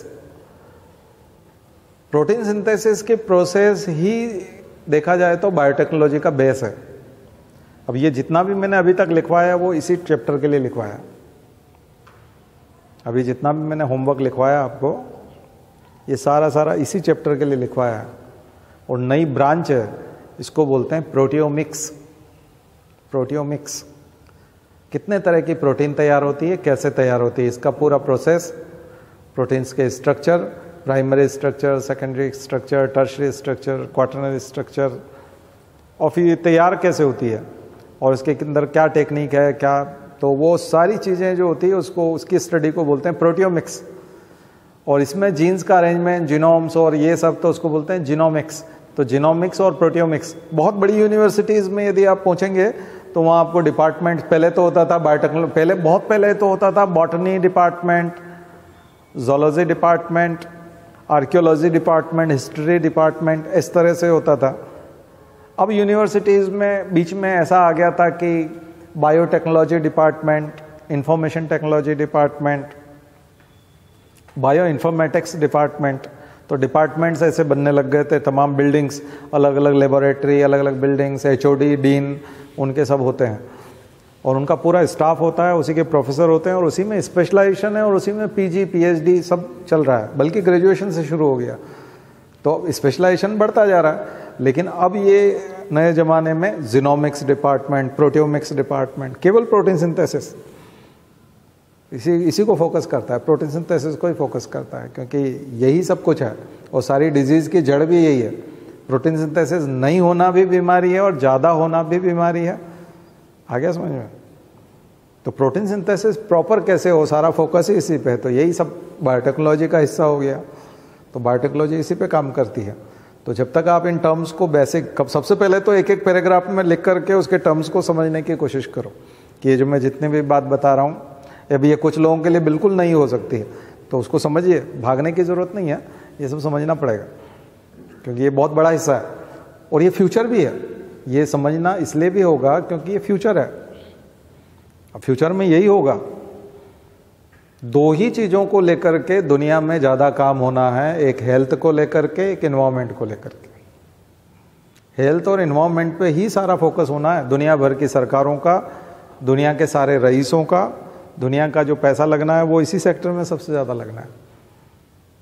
क्योंकि कई जगह पर उम्र को तो जीत लिया गया, जिंदा तो आदमी रह लेगा। खाने पीने की चीज़ें भी बहुत सारी बटोर ली है, रोड भी बन गए हैं, ट्रांसपोर्ट के बहुत सारे साधन हो गए हैं, कारें भी बहुत हो गई है। लेकिन अब दो तरह की चीज़ है ना, इसलिए भारत में तो अभी हमारे यहाँ वो सेचुरेशन नहीं आया क्योंकि जनसंख्या बहुत है और मिडिल क्लास बहुत बड़ा है। मिडिल क्लास बहुत बड़ा है तो एक जनरल करंट अफेयर्स पे भारत के मिडिल क्लास पे भी एक नोट्स बनाइए। उधर करंट अफेयर्स वाले में होमवर्क में मिडिल क्लास लिखिए कि भारत के मिडिल क्लास के साइज और दुनिया में मिडिल क्लास के साइज जो है वो डिफरेंट है। हमारे यहाँ की स्थिति दूसरी है। इंडिया का मिडिल क्लास जो है अभी कंज्यूम कर रहा है और करेगा भी ज़्यादा, और उसी के पास गुंजाइश भी है। इसीलिए भारत में लोग मार्केट देखते हैं कि भारत बहुत बड़ा मार्केट है। देखिए, गरीब आदमी खरीद नहीं सकता, उसमें परचेसिंग पावर नहीं है, और बड़े आदमी को ज़रूरत नहीं है क्योंकि वो ऑलरेडी कर चुका है। क्योंकि करोड़पति आदमी होने के बाद में बहुत ज़्यादा उसमें रहता नहीं कुछ कंज्यूम करने के लिए, लिमिटेशन होता है। एक ही कमरे में एक ही बेड पर तो सोता है ना आदमी। किसी के पास 50 कमरे हैं तो 50 कमरों में तो सो नहीं सकता, लोग डर जाएंगे 50 कमरों में सोएगा तो। खाने पीने का भी लिमिटेड, टेबल पे एक प्लेट में जो आता है 250 ग्राम तक जो कुछ खाना है वही खा पाएगा। ड्रिंक भी करेगा तो उतनी कर पाएगा। कारें, चाहे कई बार हम सेलिब्रिटीज़ के बारे में बोलते हैं उनके पास 10 तरह की कारें, लेकिन किसी एक समय में तो आप एक ही कार चला पाओगे। अच्छा, 10 होने के बाद फिर क्या करोगे? फिर क्या हर रोज़ नई कार खरीदोगे? नहीं, साल में एक आध खरीद लोगे, और तो क्या करोगे। लेकिन मिडिल क्लास अभी भारत में बहुत बड़ा है, इसलिए उसको अभी बहुत सारी चीज़ों की ज़रूरत है। लेकिन पर्यावरण का सबसे ज़्यादा निगेटिव प्रभाव भी उसके ऊपर पड़ता है। जो व्यक्ति एसी नहीं लगा पाते हैं उनके लिए गर्मी निकालना बहुत मुश्किल हो जाती है। जो लोग हीटर नहीं लगा पाते हैं उनके लिए ठंड निकालना बहुत मुश्किल हो जाती है। तो आने वाले समय में जो क्लाइमेट चेंज की चुनौतियाँ होंगी वो उस मिडिल क्लास के लिए सबसे ज़्यादा होंगी, क्योंकि उसके पास पैसा है लेकिन वो इन चीज़ों में खर्च कर देगा, फिर बच्चों को पढ़ाएगा कैसे, दूसरे खर्च कैसे करेगा। और जो बिल्कुल लोअर क्लास है वो ना तो बच्चों को पढ़ा पाता है, ना ठंड से बच पाता है, ना गर्मी से बच पाता है, उसको तो मरना ही है। तो इसलिए मैं बता रहा था कि हेल्थ और इन्वायरमेंट दो ही बहुत बड़े फैक्टर हैं जिसके ऊपर सरकार, और सबसे बड़ी चीज़ है कि वोट देने भी वही जाता है। दोनों क्लास वोट देने नहीं जाते हैं। उसको भी लगता है मैं वोट दे के क्या करूँगा, उसको भी लगता है मैं वोट दे के क्या करूँगा। इसलिए राजनीति में, सोशल मीडिया में, न्यूज़पेपर भी वही मंगाता है, पढ़ता भी वही है। बहुत बड़े करोड़पति आदमी का तो न्यूज़पेपर आता भी होगा तो उसको पढ़ ही नहीं पाता, उसके पास टाइम ही नहीं है। तो न्यूज़ चैनल भी वही देखता है, इसलिए वही हाइपर गर्म दिमाग होकर के घूमता रहता है, हिंदू मुस्लिम करता रहता है। वही बहुत ही गर्म दिमाग रहता है उसका।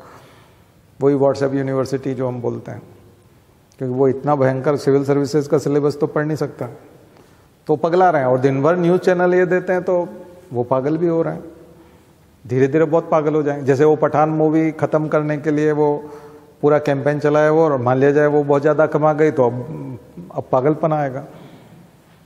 या फिर वो चाहते हैं कि पाकिस्तान नक्शे से मिट जाए और सऊदी अरब ने पैसा दे दिया और भी किसी मुस्लिम देश ने उसको बचा लिया पैसा दे के, और वो सरवाइव कर गए, तो फिर ये पगला जाएगा।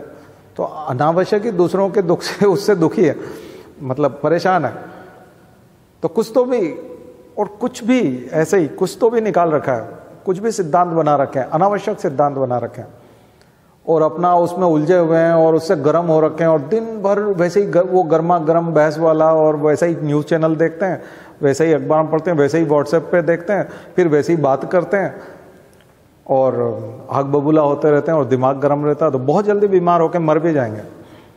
तो हाइपरटेंशन के शिकार भी होंगे, तमाम प्रकार की बीमारियां भी लगेंगी। तो वो उन्हीं का नुकसान है, आत्मघाती। हमेशा तनाव में बने रहने से तो कोई मतलब नहीं है। ऐसा थोड़ी कोई कि तुम्हारे ऊपर टिके हुई दुनिया और ऐसे ही सब बचा लोगे और ये कर लोगे। बहुत फ्रैक्चर्ड है, बहुत सारी चीज़ें हैं। न तो हिंदुत्व वाला कोई इस तरह से कोई एक होने वाला कोई कंसेप्ट इस टाइप का नहीं है, क्योंकि इसमें जितनी डाइवर्सिटी है हिंदुत्व में, भगवान ही इतने तरह के हैं कि सबके अपने अपने इष्ट देवता हैं और वही झंझट है। और एक समय में तो अखाड़े वाले और वो कुंभ में और उसमें तो झगड़े ही हो जाते हैं इसी आधार पर, कितने सारे उसमें मत संप्रदाय पंथ है, बहुत झंझट है। तो एक नहीं है, मतलब बल्कि हिंदू धर्म ही अपने आप में एकता की तो बात का सवाल ही नहीं उठता, उसमें तो डाइवर्सिटी ही उसकी खूबसूरती है। हम आप किसी के घर पे जाएंगे तो 30-40 तरह के भगवान भी देखे मैंने कई लोगों के घर पे तस्वीरों में, ये भी रखे हुए हैं, ये भी रखे हुए हैं, सबके ऊपर चंदन लगा हुआ है, सबके ऊपर फूल चढ़ाते हैं, सबको प्रसाद देते हैं, 40 जगह रखते हैं पूरा। कहीं एक जगह छूट जाए तो उसको खुटका हो जाएगा कि ये निपटा देंगे तो बहुत भयंकर है। तो डाइवर्सिटी का ही नाम हिंदू धर्म में है, तो वो तो बहुत खूबसूरत है और सब अच्छे अच्छे भी लगते हैं, बहुत सुंदर भी हैं और एकदम बदसूरत भगवान भी हैं, एकदम खुखार वाले भी हैं, डराने वाले धमकाने वाले भी हैं।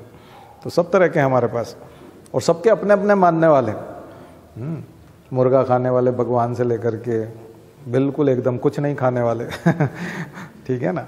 तो बहुत मज़ेदार धर्म है, बहुत शानदार धर्म है, बट वो डाइवर्स है और उसमें बहुत डाइवर्सिटी है। एक झंडे के तले लाना मतलब उसमें निर्गुण भी है, सगुण भी है, कोई निराकार को पूछता है, कोई साकार को पूछता है, कोई केवल भजन गाता है, कोई वाकई में सोचता है कि नहीं मैं कर्म के माध्यम से मैं अपने काम को ही पूजा मानता हूँ, वही भगवान की पूजा है, कोई कार्य को ही पूजा मानता है, कार्यालय को ही मंदिर मानता है। ऐसे लोग भी हैं। कई लोग बिल्कुल जो है वो अघोरी टाइप भी हैं, जो शमशान में लाश भी जाके खा जाते हैं, इस टाइप के भी हिंदू हैं। तो बहुत ही खतरनाक है, मतलब जितनी डाइवर्सिटी है ना, बहुत बड़ी रेंज है। कपड़े वाले के पास होती है ना रेंज, जैसे इतने सारे कलर, इतना सारा वो, वैसा ज़बरदस्त खूबसूरत, मतलब रंगीन धर्म है हमारा, एक जैसा नहीं है। बाकी नमाज का तो उनका, मुसलमान का देखो तो एक ही जैसी नमाज होती है, सब एक ही तरह का तरीका होता है। पूरी दुनिया में किसी मस्जिद में चले जाओ, उसको वो एकदम लगेगा नहीं कि तुमको पढ़ने नहीं आती, ये प्रोसीजर दूसरा, ये एक जैसा होता है, लगभग एक जैसा होता है। ठीक है ना। होता है उनमें भी फिरका, शिया सुन्नी वाला होता है, एक दूसरे को मारते भी हैं, पीटते भी हैं, झगड़ते हैं, जान भी ले लेते हैं, सब होता है।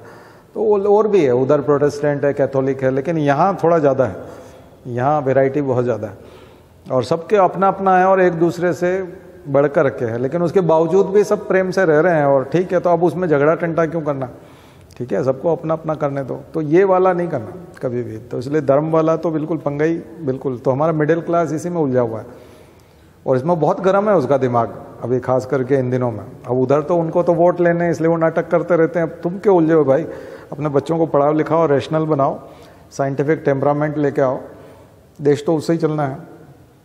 ठीक है ना। ऐसे खप्पड़ लेके निकल जाओगे तो लफड़ा पड़ जाएगा, कोई पकड़ के पुलिस वाले बंद कर देंगे। तो कई लोग कॉन्स्टिट्यूशन को लपेट लेते हैं इस बीच में, तो कॉन्स्टिट्यूशन को तो कम से कम बख्श दो, उसने तो अभी 75 ईयर जो है ये देश चला के बताया है इतना शानदार तरीके से, एकदम साइलेंट, बिना ब्लड बात के ट्रांसफॉर्मेशन हुए हैं, यानी कि सत्ता का हस्तांतरण हुआ है, ट्रांसफर हुआ है।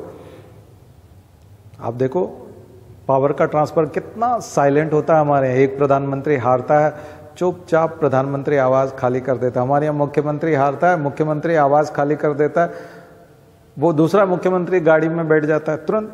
जैसे कलेक्टर का ट्रांसफर होता है, नया कलेक्टर आ जाता है, एसपी का ट्रांसफर होता है, नया एसपी आ जाता है। वैसे ही सत्ता का हस्तांतरण हमारे यहाँ, दुनिया के कई देशों में देखो एकदम खूनी होता है, एकदम संघर्ष होता है, खून खराबा होता है, फायरिंग होती है, लोग मारे जाते हैं, तब जाकर के सत्ता एक दूसरे के पास जाती है। ये सब कैसे हो जाता है? ये कॉन्स्टिट्यूशन में ही तो लिखा हुआ है कि एक जो है वो इलेक्शन कमीशन होगा और वो चुनाव कराएगा, फिर वो रिजल्ट घोषित करेगा कि इसने बहुमत हासिल किया है। चुपचाप वो इस्तीफा देने चला जाता है राष्ट्रपति को। आपने देखा होगा कि विधानसभा के रिजल्ट आते हैं, विधानसभा चुनाव के, वो मुख्यमंत्री जो होता है पुराना, वो राज्यपाल को इस्तीफा देने चला जाता है। राज्यपाल उसको कहते हैं केयर टेकर बने रहो अभी, चुनाव तो हार गए हो, लेकिन जब नया मुख्यमंत्री आ जाएगा तब चले जाना। तुम केयर टेकर चीफ मिनिस्टर हो, तुम केयर टेकर प्राइम मिनिस्टर हो। फिर नया जो भी आता है वो उस जगह बैठता है, फिर उसकी नीतियां 5 साल तक पसंद नहीं आती, जनता फिर उसको उतार फेंकती है, फिर नया आ जाता है, दूसरा आ जाता है। लेकिन सत्ता हस्तांतरण में कतई रक्तपात नहीं होता, खून खराबा नहीं होता। तो ये तो इतना शानदार सिस्टम है, 75 ईयर से चल रहा है, कोई प्रॉब्लम नहीं। आपको उसमें कोई दिक्कत नजर आती है तो उसमें सुधार कर दो, अमेंडमेंट की गुंजाइश है उसमें, लचीला संविधान है, बदल दो, उसमें क्या है, बदलाव कर लो उसमें, आपको सुविधा दे रखी है। लेकिन लोग उसके पीछे पड़ जाते हैं। तो बहुत ही खतरनाक सिचुएशन है ये। जो चीज़ ठीक ठाक है, जो ठीक नहीं है उसको वो लागू करना चाहते हैं, और जो ठीक है उसको ख़त्म करना चाहते हैं। बड़ी अजीब चीज़ है। तो सक्सेस है, जिसने बहुत शानदार परफॉर्मेंस दिया है, ठीक है। तो ये पॉलिटिक्स का भी कुछ हिस्सा मैंने थोड़ा सा इसमें किया, क्योंकि ये बहुत ज़रूरी है। साइंटिफिक टेम्परामेंट यही है, और यही विकसित करना चाहिए हमारे मिडिल क्लास को। तो मिडिल क्लास पे जरूर लिखिएगा। भारत का मिडिल क्लास एक्सपांड कर रहा है। हालांकि देखा जाए तो गरीबी में बहुत चले गए, लेकिन आ जाएंगे, बाहर आ जाएंगे। सब लोग प्रोग्रेसिव हैं, तो आशावाद जरूरी है, ऑप्टिमिज्म ज़रूरी है। तो वहाँ तक पहुँचे हम लोग, प्रोटीन सिंथेसिस। फिर एक और चीज़ आता है कि रेगुलेशन ऑफ प्रोटीन सिंथेसिस, एक और पार्ट आता है, रेगुलेशन ऑफ प्रोटीन सिंथेसिस। क्या ये जो प्रोटीन सिंथेसिस होता है, ये ऑन और ऑफ जैसा स्विचिंग सिस्टम है इसके अंदर? क्या इसका भी कोई स्विच होता है, इसको कोई ऑन ऑफ करता है? तो definitely regulation of gene expression उसको बोला जाता है, प्रोटीन सिंथेसिस को जीन एक्सप्रेशन। जीन यदि एक्सप्रेस होते हैं तो उससे प्रोटीन बनता है, इसलिए प्रोटीन सिंथेसिस का एक नाम और है, जीन एक्सप्रेशन, जीन का अभिव्यक्त होना। तो जीन्स अभिव्यक्त होते हैं, किस रूप में होते हैं? प्रोटीन के रूप में। जीन जब भी अपना एक्सप्रेशन देंगे तो प्रोटीन बनेगी। अब इसका रेगुलेशन होता है, तो मान लीजिए कोई प्रोटीन हमारे शरीर में बन रही है और उसका कोई काम है, जैसे कि दूध का पचाने वाली प्रोटीन, दूध को पचाने वाली लेक्टोज जो शुगर है, वो दूध की शुगर है, उसको पचाना है। लेकिन मान लीजिए हमने दूध नहीं पिया, आज हमने दूध पिया ही नहीं, तो फिर भी क्या दूध को पचाने वाली प्रोटीन आएगी? नहीं आएगी। इसका मतलब हमारे यहाँ स्विच है, हमारी बॉडी में स्विच है, वो स्विच ऑन हो जाता है। अगर आपने दूध पिया है तो प्रोटीन बनेगी दूध को पचाने वाली, नहीं पिया है तो नहीं बनेगी। तो वो स्विच ऑन और ऑफ जो होने का सिस्टम है उसी को बोलते हैं रेगुलेशन। रेगुलेटर होता है ना आपके यहाँ ऑन ऑफ करने के लिए, तो रेगुलेटर। पंखा भी कम ज़्यादा करते हैं हम रेगुलेटर से, तो रेगुलेटर होता है हमारे यहाँ। तो रेगुलेशन ऑफ जीन एक्सप्रेशन बहुत इंपॉर्टेंट टॉपिक है। अगर ये रेगुलेशन खराब हो जाए तो भी कैंसर हो जाएगा। अननेसेसरी प्रोटीन बनने का नाम भी कैंसर है। Uncontrolled growth of cells, protein, उसको बोलेंगे कैंसर। तो उसी से तो कैंसर होता है। तो फिर उसको रोकने का उपाय फिर जीन्स में है, और अगर आपने जीन्स में कुछ एरर ठीक करके, रेगुलेशन को ठीक करके, मैकेनिज्म को ठीक करके अगर कैंसर होने से रोक लिया, तो ये तो हो गया बायोटेक्नोलॉजी। इसी को तो बायोटेक्नोलॉजी कहते हैं। आ गया समझ? तो इसलिए बायोटेक्नोलॉजी को समझने के लिए वहाँ उस लेवल पे, मॉलिक्यूलर लेवल पे समझ लानी पड़ेगी, ठीक है। तो मुझे लगता है ये वाला चीज़ जो है, इतना सारा आपको बेसिक्स करना पड़ा। इस बीच में और 1-2 चैप्टर और छूट गए हैं, जैसे कि जेनेटिक कोड। जेनेटिक कोड क्या होता है? जेनेटिक कोड्स, तो हरगोविंद खुराना का नाम जुड़ा हुआ है, निरेनबर्ग का नाम जुड़ा हुआ है। ये हरगोविंद खुराना आर्टिफिशियल जीन या जेनेटिक कोड के लिए जाने जाते हैं। Genetic code, amino acids. What are amino acids? Amino acid बिल्कुल एकदम बेसिक कांस्टेंट है प्रोटीन्स के। प्रोटीन जब टूटता है तो अमीनो एसिड में टूटता है, और अमीनो एसिड जब मिलते हैं तो प्रोटीन बनता है। एक अमीनो एसिड दूसरे अमीनो एसिड से मिलता है तो पेप्टाइड बॉन्ड बनता है, डाइपेप्टाइड, पॉलीपेप्टाइड जो हो जाता है तो उसी को हम प्रोटीन कहते हैं। तो अमीनो एसिड्स के बारे में भी देखिए। तो जब आप जेनेटिक कोड पढ़ते हो तो उसमें अमीनो एसिड अपने आप ही आ जाते हैं, क्योंकि वो जेनेटिक कोड एक जो होता है ट्रिपलेट, वो एक अमीनो एसिड के लिए होता है, ठीक है ना। तो ये मैं एक तरह से सिलेबस ही लिखवा रहा हूँ अभी तो आपको। तो इसलिए जेनेटिक कोड बहुत ज़रूरी, बिना जेनेटिक कोड के आप ये नहीं पढ़ पाएंगे। फिर एंजाइम्स बहुत ज़रूरी है, क्योंकि ये जो पूरा बायोटेक्नोलॉजी है, इस बायोटेक्नोलॉजी में एंजाइमेटिक एक्शंस होते हैं, सारे के सारे एंजाइमेटिक एक्शंस होते हैं, और एंजाइम्स ही इसमें सीजर का काम करते हैं, काटने का, जोड़ने का, फेविकोल का काम भी एंजाइम्स करते हैं, काटने का काम भी एंजाइम्स करते हैं। तो जोड़ने और तोड़ने सबका काम जो है एंजाइम्स करते हैं, यहाँ तक कि ट्रांसपोर्ट करने का, शेप को बनाए रखने का, शेप को डिस्टर्ब करने का, ये सारा का सारा काम एंजाइम्स करते हैं। सो एंजाइम्स तो पता होना चाहिए। So enzymes are exclusively protein, always protein, हमेशा एंजाइम्स प्रोटीन होंगे। All proteins are not enzyme but all enzymes are protein. सभी एंजाइम्स प्रोटीन होते हैं, तो इसलिए प्रोटीन सिंथेसिस, इसलिए एंजाइम का सिंथेसिस भी प्रोटीन सिंथेसिस। बट एंजाइम्स होते क्या हैं? एंजाइम्स कैटलिस्ट होते हैं। किसी भी जो एक्शन है उसमें या एक्टिविटी है उसमें पार्टिसिपेट नहीं करते, बाहर रहते हैं, बट प्रेजेंस ही काफ़ी होती है उनकी, उनकी क्वांटिटी, उनके बायोमास, उसमें कोई चेंज नहीं आता, वो केवल प्रेजेंट रहते हैं। कैटलिस्ट उसी को कहा जाता है, उत्प्रेरक, जो उनकी प्रेजेंस ही काफ़ी होती है, वो पार्टिसिपेट नहीं करते, खेलते नहीं है। जैसे अंपायर खेलता नहीं है लेकिन उसकी प्रेजेंस काफ़ी होती है क्रिकेट में, तो वो कैटलिस्ट है, ठीक है। उसका होना बहुत ज़रूरी नहीं, तो पूरा डिरेगुलेशन हो जाएगा, वो नहीं होगा तो कोई कुछ भी करेगा और किसी चीज़ को, खेल के नियम को मानेगा नहीं, तो वो डिसाइड करता है, बट वो अनचेंज रहता है, वो एक भी रन नहीं बनाता और किसी को आउट नहीं करता। लेकिन देखा जाए तो उसका होना बहुत ज़रूरी है, क्योंकि करता वही है, डिसीजन तो उसी का चलता है, तो उसका होना बहुत बड़ी बात है। ऐसा नहीं कि उसने रन आउट करवाने में मदद कर दी वो वहाँ खड़ा था तो उसने कैच करके स्टंप पे मार दिया ऐसा नहीं करता ना। तो एंजाइम्स भी ऐसे ही हैं, लाइक एम्पायर, ठीक है ना। तो बट वो हैं बहुत इंपॉर्टेंट। तो एंजाइम्स आपको सारे समझ में आ गए होंगे। तो ये पूरा प्रोटीन सिंथेसिस, बायोटेक्नोलॉजी, एंजाइम्स का खेल है। और एंजाइम की पूरी एक टेक्नोलॉजी है, इंडस्ट्रियल टेक्नोलॉजी, इंडस्ट्रियल लेवल पे एंजाइम का प्रोडक्शन होता है, ठीक है ना। हम लोग जो दही खाते हैं वो एंजाइम्स की वजह से खाते हैं।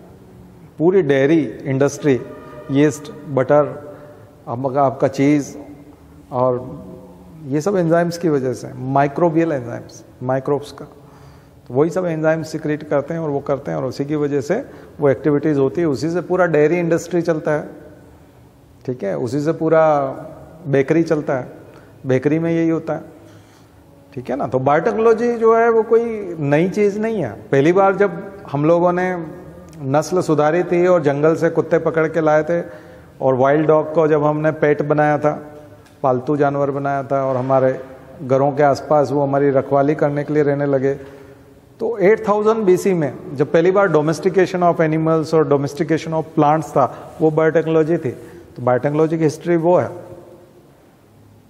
और पहली बार जब बियर बनी थी, वाइन बनी थी 4000 BC में। पहली बार जब एक्सीडेंटली ब्रेड बना दिया था, एक वो रोटी बनाते हुए छूट गया था उससे आटा, और फिर बाद में भूल से, और उसने बाद में जाके रोटी बनी तो ज़्यादा फूल रही थी, तो तब तक उसमें यीस्ट और वो सब आ चुका था, तो माइक्रोब्स आ गए थे। तो माइक्रोबियल टेक्नोलॉजी, तो बायोटेक्नोलॉजी तो बहुत पुरानी है ना, बहुत पहले 4000 BC, 7000 BC, एक के बाद एक आविष्कार होते गए और जुड़ता गया। बट 1950s के आसपास से हम नोबेल प्राइज़ देने लगे बायोटेक्नोलॉजी में। डीएनए का, जीन्स का आविष्कार, इलेक्ट्रॉन माइक्रोस्कोप का आविष्कार, प्रोटीन सिंथेसिस के तमाम चीज़ें, एक एक एंजाइम के ऊपर 1950 से लेकर के, यानी 1940 से लेकर के अभी 2022 तक कम से कम 70 बार फिजियोलॉजी और मेडिसिन में जो नोबेल प्राइज़ मिले, 70 बार वो नोबेल प्राइज़ बायोटेक्नोलॉजी पे मिले, जेनेटिक्स पे मिले, सेल बायोलॉजी पे मिले। बात समझ में आई ना? इसलिए बहुत इंपॉर्टेंट है। 70 नोबेल प्राइज़ होंगे कम से कम, तो मामूली काम नहीं है। 70 बार केवल इन्हीं चीज़ों पे मिले। इसने राइबोसोम खोज लिया, इसने प्रोटीन सिंथेसिस खोज लिया, इसने रिवर्स ट्रांसक्रिप्शन, RT-PCR उसी का है। तो अभी हम RT-PCR भी देखेंगे। वैक्सीन का निर्माण उसी में हुआ है। RT-PCR से जो आप टेस्ट कर रहे थे कोरोना को, कोविड का टेस्ट ही RT-PCR टेस्ट था, reverse transcriptase, polymerase chain reaction. तो PCR के ऊपर अलग नोबेल प्राइज़ है और रिवर्स ट्रांसक्रिप्टेज के ऊपर अलग नोबेल प्राइज़ है। RT-PCR पे 2 नोबेल प्राइज़ हैं, RT पे और PCR पे, ठीक है। तो ये जो जितनी भी चीज़ें हैं, यही है बायोटेक्नोलॉजी। तो इसलिए फ्यूचर है, भविष्य में फिर कोई वायरस आया, भविष्य में और फिर कोई वैक्सीन बनी, भविष्य में और कोई बीमारियों से लड़ना पड़ा, फिर से बायोटेक्नोलॉजी की शरण में आना पड़ेगा। ठीक है, तो यही रिसर्च। तो मुझे लगता है कि ये चीज़ जो है, कहाँ पहुँच गए थे हम लोग? हाँ, एंजाइम्स बहुत इंपॉर्टेंट पार्ट है। इसके अलावा और कुछ चीज़ें हैं, जैसे कि जब हम ट्रांसजेनिक्स क्या होता है, लिखिए ट्रांसजेनिक्स क्या होता है। जब एनिमल्स में हम ये करते हैं, इंट्रोड्यूस करते हैं जीन्स को और उसको, और फिर नए एनिमल्स तैयार करते हैं या मॉडिफाइड एनिमल्स करते हैं, तो उसको हम ट्रांसजेनिक्स कहते हैं। क्लोनिंग क्या होती है? एनिमल क्लोनिंग या क्लोनिंग, ओनली क्लोनिंग भी लिख सकते हैं। तो क्लोनिंग के टाइप्स हो जाएंगे, थेरेप्यूटिक क्लोनिंग, और वो चिकित्सा के लिए जो क्लोनिंग होती है थेरेप्यूटिक क्लोनिंग होती है। Gene targeting, gene sequencing, DNA fingerprinting, gene targeting, gene sequencing oblique DNA sequencing, लगभग एक ही है। और लगभग वही प्रोसेस जब हम किसी को पहचानने में लगाते हैं तो उसको बोलते हैं DNA fingerprinting. DNA fingerprinting, DNA library,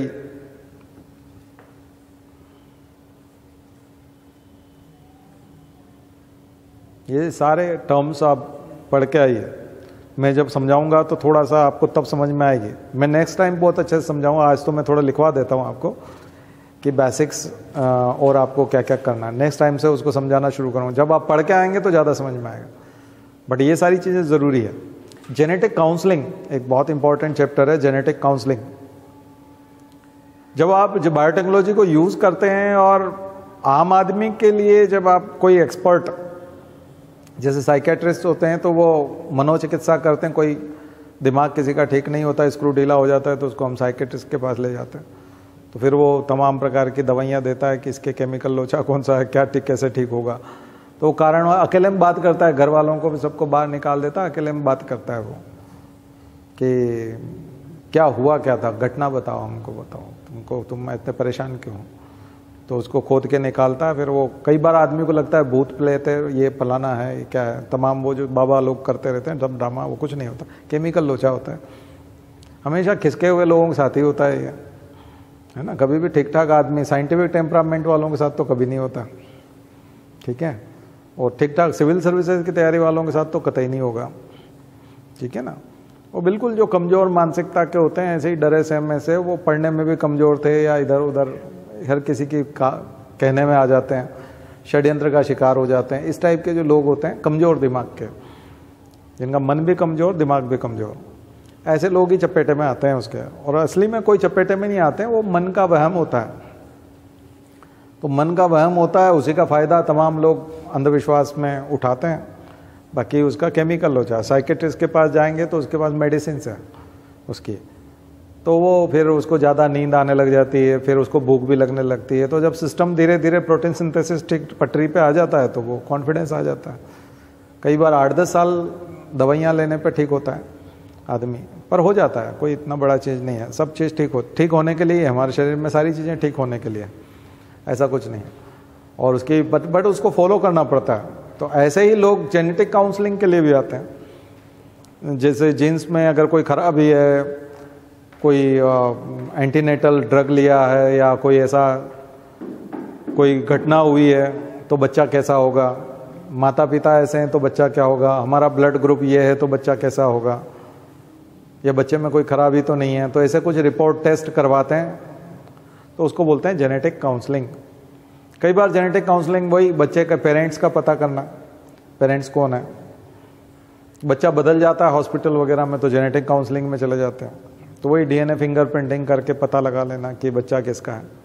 नहीं तो छोटे बच्चे तो एक जैसे ही दिखते हैं ना, वो नर्स नहला धुला के रखती है, एक दूसरे को पहले कोई किसी को किसके पास सुला दिया, किसके पास सुला दिया, तो सब बदल जाता है। तो फिर बाद में बड़ा हो और लक्षण नजर ना आए तो फिर समझ में आता है थोड़ा बहुत, लेकिन वो भी सबको नहीं आएगा। तो जेनेटिक काउंसलिंग, ठीक है ना, वहाँ पर भी माता पिता तय नहीं हो पा रहे हैं या बच्चा किसका है, संपत्ति के उसमें झगड़ा होता है, तो कोर्ट में भी जेनेटिक काउंसलिंग का फ़ायदा होता है। तो ये खास करके लोग शादी करने से पहले, बच्चा करने से पहले जो है वो ऐसे एक्सपर्ट के पास पहुंचते हैं कि ये कंडीशन है, हेल्थ की कंडीशन ऐसी है, बच्चा स्वस्थ होगा कि नहीं, तो फिर वो बताते हैं। तो ये बहुत इंपॉर्टेंट पार्ट है, बायोटेक्नोलॉजी के यूजेस में आता है, ठीक है, ताकि आप डायग्नोज करा करके पहले से उसमें प्रिकॉशन ले सकते हैं। खास करके डाउन सिंड्रोम है तो सिंड्रोमिक चाइल्ड्स, तो सिंड्रोम जरूर पढ़िएगा। क्रोमोसोमल एबेरेशन में सिंड्रोम्स, वहां आपको बताया था क्रोमोसोमल एबेरेशंस यानी कि क्रोमोसोमल डिजीज जो बताई थी, उसमें आते हैं syndromes, Down syndrome, Patau syndrome, Edward syndrome, तमाम syndrome, Klinefelter syndrome, Turner syndrome. Transgender जो बनते हैं वो Turner, female transgender Turner syndrome, male transgender Klinefelter syndrome, ठीक है, जिसमें मेल के कैरेक्टर ज़्यादा होते हैं।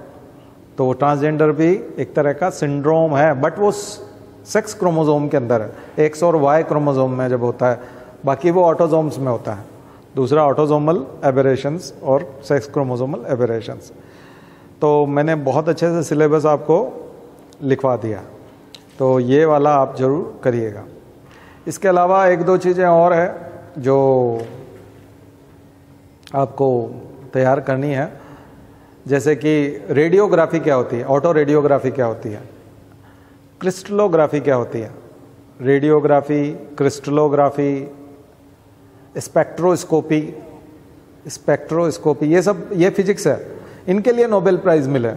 देखिए केमिस्ट्री में और फिजिक्स में भी जो नोबेल प्राइज मिले हैं वो जेनेटिक्स के लिए ही मिले, यानी जेनेटिक्स की स्टडी करने के लिए अगर आपने माइक्रोस्कोप बनाया तो आपको नोबेल प्राइज, सेल की स्टडी करने के लिए आपने अगर ये बना दिया तो आपको नोबेल प्राइज फिजिक्स में, फिर उसका केमिकल आपने पहचान लिया तो केमिस्ट्री में नोबेल प्राइज। आगे समझ में? तो केमिस्ट्री और फिजिक्स के नोबेल प्राइज भी इसी के लिए हैं। 50% नोबेल प्राइज इसी पे टिके हुए हैं, क्योंकि मानव कल्याण में जो लगा रहता है, जन कल्याण, फिलेंथ्रोपी, एल्ट्रुइज्म, इसके लिए जो लगता है उसको नोबेल प्राइज मिलता है। और फिजियोलॉजी एंड मेडिसिन तो डायरेक्टली इन्वॉल्व होता है, और वो लोग कभी कभी होते हैं, क्योंकि वो लोग कई सारे कमर्शियल प्रोडक्ट भी बनाते हैं, है ना, इसलिए कमर्शियल प्रोडक्ट बनाते हैं अगर फिजिक्स केमिस्ट्री से, तो उसको जनरली नोबेल प्राइज नहीं मिलता, बल्कि वो बायोटेक्नोलॉजी के माध्यम से जीवन बचाने के लायक अगर फिजिक्स केमिस्ट्री में कुछ करते हैं तो नोबेल प्राइज मिलता। क्लियर हो गया? नोबेल कब मिलेगा? नोबेल हमेशा जन कल्याण में मिलता है, तो वो सोसाइटी के लिए कुछ होना चाहिए। तो केवल वहाँ फिजिक्स केमिस्ट्री वाला तभी होगा जब वो मेडिसिन और इसके साथ जुड़ेगा, यानी कि इलाज के साथ जुड़ेगा।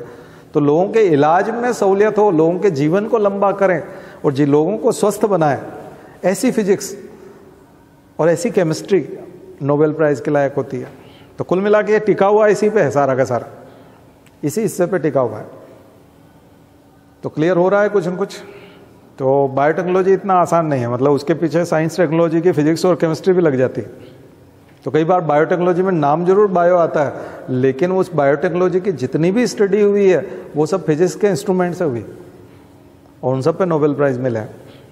उनमें ये सब टेक्निक्स हैं, माइक्रोस्कोपी, स्पेक्ट्रोस्कोपी, ये जो बताया आपको अभी, क्रिस्टलोग्राफी और ऑटो रेडियोग्राफी, इन्हीं से डीएनए की स्टडी हुई है, इन्हीं से हम लोग सेल का तमाम अल्ट्रा स्ट्रक्चर निकाल करके ला पाए हैं। ठीक है, मैंने ये जितना लेक्चर बोला इसी को ही 2-3 बार सुन लोगे तो ही आप कुछ न कुछ तो लिखाओगे, है ना, यही अपने आप में बहुत भारी भरकम हो जाएगा। ठीक है ऐसा लगेगा कि आप बहुत विद्वान आदमी हो, मतलब उसी को अगर आपने लिख दिया ना परीक्षा में तो वो तो आपका लोहा उसी से मान जाएगा। लेकिन मैं चाहता हूँ कि आप डीप में वाकई में अच्छे आंसर लिखना सीखो, बाकी लोहा तो आप इससे भी मनवा सकते हो। ठीक है ना, तो ये चीज़ है। इसके अलावा मुझे और कुछ याद आ रहा है इसमें, एक दो चीज़ें और, ये तो टेक्निक्स हो गई। इसके अलावा कुछ डिजीज़ हैं जो सीधी सीधी इसके साथ जुड़ी हुई रही हैं, जैसे कि कैंसर, HIV, कैंसर हुआ, HIV हुआ, कोविड है, और हेपेटाइटिस B है। इन सब के डायग्नोस करने के सारे तरीके, जैसे एलिजा टेस्ट, वायरस को टेस्ट करने का तरीका एलिजा टेस्ट, और अभी RT-PCR टेस्ट था। तो डायग्नोस करने के तरीके, डायग्नोस्टिक टूल्स, वो सब भी आपको अलग से पढ़ना चाहिए। अभी आप थोड़ा सा देख करके आइए, अगली बार से मैं आपको एक या दो लेक्चर में इसको पूरा कंप्लीट बहुत अच्छे से करा दूँगा। बेसिक से पढ़ेंगे हम लोग सेल से, और थोड़ा थोड़ा सब पढ़ाऊँगा, लेकिन आज मैंने आपको सिलेबस लिखवा दिया ताकि क्या है कि पूरा यहाँ नहीं कर पाएंगे डिस्कस, तो आप पहले से पढ़ के आएंगे। डायग्राम भी बना लीजिएगा, नोट्स बना लीजिए। जो नॉन बायो वाले हैं खास करके, कभी जिन्होंने बायो नहीं पढ़ा वो तो थोड़ा अच्छे से बनाइए एक बार। जिनने पहले कर रखा है उनका तो मुझे लगता है वो हम पढ़ाएंगे उससे तो ठीक ठाक पहले से ही जानते होंगे। नहीं जानते हैं, कई लोग नहीं भी जानते हैं, क्योंकि हम जानते हैं हमारे यहाँ कई बच्चे बड़ी क्लासेस में पहुँच जाते हैं लेकिन जानते कुछ नहीं, तो वो ठीक है, वो भी सीख लें, अपना रिवाइज़ कर लें, ठीक है ना। रिवाइज़ तो कर ही लेना चाहिए, बट डायग्राम बनाइए और कलर डायग्राम बनाइएगा। एग्जाम में आप कलर्ड नहीं बना पाएंगे लेकिन नोट्स में कलर्ड बनाइए, अलग अलग पेन को यूज़ करिए। एक से एक डायग्राम और नोट्स अब तो आपको गूगल पे और उस पर यूट्यूब पे मिल जाएंगे, बट ये है कि उसको क्रॉस चेक जरूर करिएगा, किताब से क्रॉस चेक करिएगा, ऐसे मत कर दीजिएगा, नहीं तो वो फिर होगा नहीं उसका, ठीक है। और फिर डिपार्टमेंट ऑफ बायोटेक्नोलॉजी की वेबसाइट पे जाइएगा, डिपार्टमेंट ऑफ बायोटेक्नोलॉजी DBT की वेबसाइट पे जाइएगा, और वहाँ पिछले 4-5 सालों में पूरा डेवलपमेंट क्या क्या हुआ है बायोटेक्नोलॉजी में, उसकी एक लिस्ट बनाइए। भारत सरकार बायोटेक्नोलॉजी के मामले में क्या कर रही है, सरकार की पॉलिसी क्या है, इन्वेस्टमेंट कितना है, R&D में कितना खर्च है। एक शॉर्ट नोट CCMB के ऊपर लिखिएगा, centre for sale and molecular biology पे। एक वायरोलॉजी सेंटर पर लिखिएगा, वायरोलॉजी का इंस्टीट्यूट ऑफ वायरोलॉजी कहाँ पर है, वायरोलॉजी। भोपाल की लैब के बारे में लिखिएगा कि भोपाल में कौन सी लैब है वायरोलॉजी की। बर्ड फ्लू वगैरह के सबके केस भोपाल ही भेजे जाते हैं, तो भोपाल की लैब जो है काफ़ी बड़ी लैब मानी जाती है, बहुत कम जगहों पर ये सुविधा उपलब्ध है। तो वायरोलॉजी टेस्टिंग है ना। और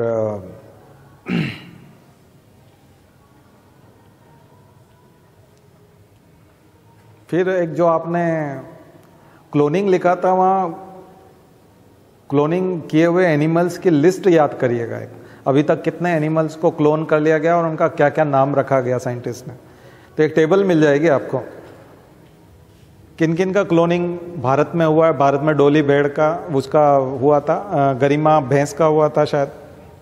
डोली भेड़ तो यान विल्मोट का वहाँ का है, अमेरिका का, ठीक है ना। तो दुनिया के कौन कौन से देशों में किस किस ने किस किस एनिमल का क्लोन बनाया, उसका नाम क्या रखा और उस इंस्टीट्यूट और साइंटिस्ट का नाम क्या था, उसकी लिस्ट बनाई है। तो एक आध क्वेश्चन तो इसी से आ जाएगा आपका, शायद यहीं से आ जाए, तो बहुत इंपॉर्टेंट है ये क्लोनिंग की लिस्ट। बायोटेक्नोलॉजी से जुड़े हुए रिसर्च सेंटर जितने भी हैं उनकी लिस्ट।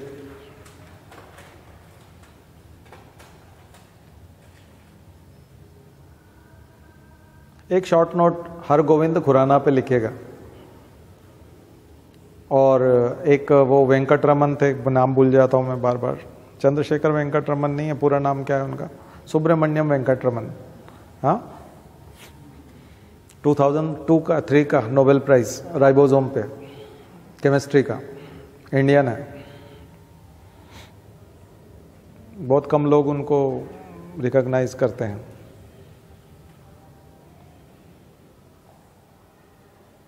टू 2001 का है शायद, राइबोसोम के ऊपर नोबेल प्राइज केमिस्ट्री, इंडियन लिख लेना, Indian chemistry Nobel prize ribosome, on ribosome, ऐसा करके सर्च करोगे तो आ जाएगा। 2001 है। तो एक उनको तैयार करिए, हरगोविंद खुराना को तैयार करिए, शॉर्ट नोट बड़ा लिखिए इसके ऊपर, बल्कि शॉर्ट नोट नहीं बल्कि 100 वर्ड्स में लिखिए, 100 वर्ड्स में लिखिएगा इसको, ठीक है। और एक 250 वर्ड का एक पूरा डिबेट बनाइए, GM crops, genetically modified crops, या GM debate, BT, Bacillus thuringiensis. What is Bacillus thuringiensis? Bacillus thuringiensis क्या होता है, यानी बीटी कॉटन। तो दुनिया भर में जीएम क्रॉप्स के ऊपर बहस, भारत केवल कॉटन के ऊपर सहमत हुआ है, बट बीटी ब्रिंजल और बहुत सारी चीज़ें भारत में चल रही हैं। तो बैसिलस थुरिंजिएंसिस क्या होता है, ये जीन कैसे काम करता है और ये जीन कैसे इंट्रोड्यूस किया जाता है क्रॉप्स में, सीड्स में, और फिर ये जब उगती हैं तो जीएम मस्टर्ड, जीएम मेज, दुनिया भर में जीएम सोयाबीन आ गया है। तो अमेरिका और कनाडा तो लगभग जीएम ही फसलें उगाते हैं, बट यूरोप डरता है और भारत यूरोप से भी ज़्यादा सावधानी बरतता है। बट भारत सावधानी बरतते हुए भी नुकसान में है, क्योंकि यहाँ आती है चीज़ें सब और मार्केट में बिकती भी हैं और उगती भी हैं। और GEC क्या होती है? Genetic engineering appraisal committee, GEC, department of environment and climate change. ठीक है, इसके अंदर GEC, genetic engineering appraisal committee.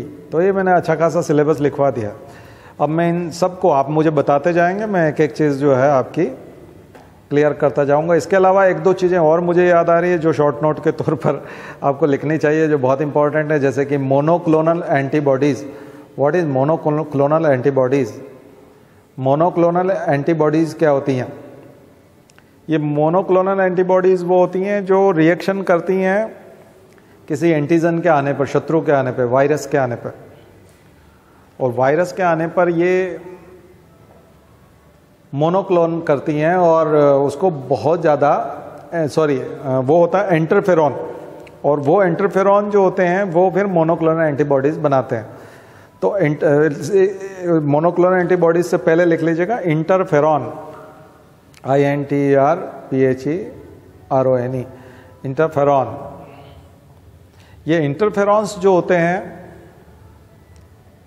ये शरीर में जैसे ही कोई वायरस आता है या एनीमी आता है तो एकदम से रिएक्शंस देते हैं।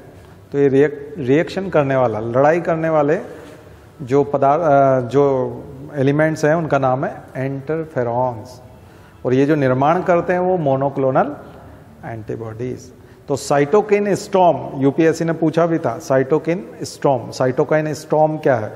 तो कोविड के समय में जो युवा लोगों की मौत हुई थी वो साइटोकाइन स्टॉर्म की वजह से हुई थी। साइटोकाइंस, वैसे तो पूरा साइटोकिन भी बोलते हैं, साइटोकाइन भी बोलते हैं, CYTOKINE, साइटोकिन या साइटोकाइन।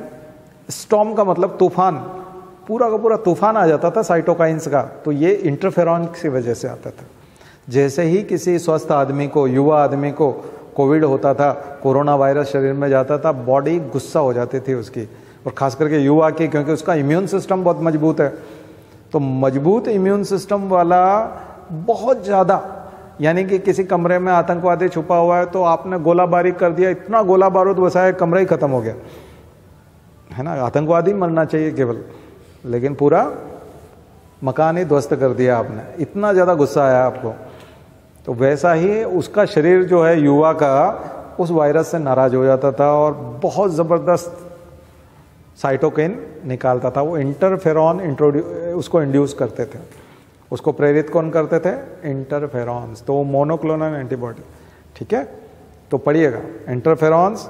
तो साइटोकिन स्टॉर्म अपने आप जो यूपीएससी ने पूछा, साइटोकिन स्टॉर्म, वो यही इसी का पार्ट है, ठीक है। ये भी बायोटेक्नोलॉजी था, बट करंट अफेयर्स से निकल करके आया था, क्योंकि बहुत सारे युवा मरे थे कोविड में। तो युवाओं का मरने का कारण ये नहीं था कि वायरस हावी हो गया और उनके फेफड़े खराब कर दिए, बल्कि उनकी बॉडी बहुत ज़्यादा गर्म हो जाती थी और टेम्परेचर बहुत ज़्यादा हो जाता था, और मतलब उनका शरीर गजब का रिएक्शन देता था कोरोना के अगेंस्ट, और वो रिएक्शन ही उनकी मृत्यु का कारण बन जाता था, क्योंकि उससे वो सेल्फ डिस्ट्रॉयर हो जाता था, खुद को ही ख़त्म कर लेता था, ठीक है। तो अधिकांश युवाओं की मौत जो है वो साइटोकिन स्टॉर्म की वजह से हुई थी। तो अत्यधिक सक्रियता भी नुकसानदायक है। अनावश्यक अगर आपका इम्यून सिस्टम काम करता है तो उसको बोलते हैं auto immune diseases. Auto immune diseases, immunity की जब ज़रूरत हो, जब शत्रु आया हो, तभी आपको काम करना है, एक्शन लेना है, युद्ध का अभ्यास करना है। कई व्यक्ति बहुत ज़्यादा एनर्जी बिना शत्रु के ही लगा देते हैं अभ्यास में ही तो उसी में थक करके मर जाते हैं किसी दिन। वैसे ही खुद का ही तीर लग गया, खुद का ही तलवार लग गई, बस क्या युद्ध का अभ्यास कर रहे थे, उससे ही कई लोग घायल हो जाते हैं अभ्यास में ही। कई लोग प्रैक्टिस मैच में नहीं खाए घायल हो जाते हैं। क्रिकेटर बोले आज तो उनको सुबह मैच की प्रैक्टिस कर रहे थे, उसी में ही घायल हो गए, मैच तो हुआ ही नहीं अभी तो वो प्रैक्टिस मैच में घायल होने जैसा, उसको बोलते हैं ऑटो इम्यून डिजीजेस, है ना। तो जो रोमेटाइड आर्थराइटिस होता है, जिसमें बूढ़े लोगों में रोमेटाइड, गठिया जो होता है, सिंपल गठिया जो होता है, आर्थराइटिस, जोड़ों का दर्द, वो अलग चीज़ होता है, लेकिन रोमेटाइड जो होता है वो ऑटो इम्यून डिजीजेस है।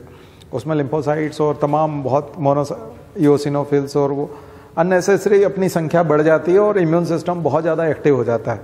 उसको हर पल लगता है कोई दुश्मन आया है और हथियार लेके बाहर आ जाता है, बार बार, तो खुद के ऑर्गन्स ही डैमेज होने लगता है। तो जितने भी जॉइंट्स हैं वो सब पेन करने लगते हैं, कई बार उन जॉइंट्स में से खून बाहर आने लगता है, इतना ज़्यादा एक्टिव हो जाता है वो।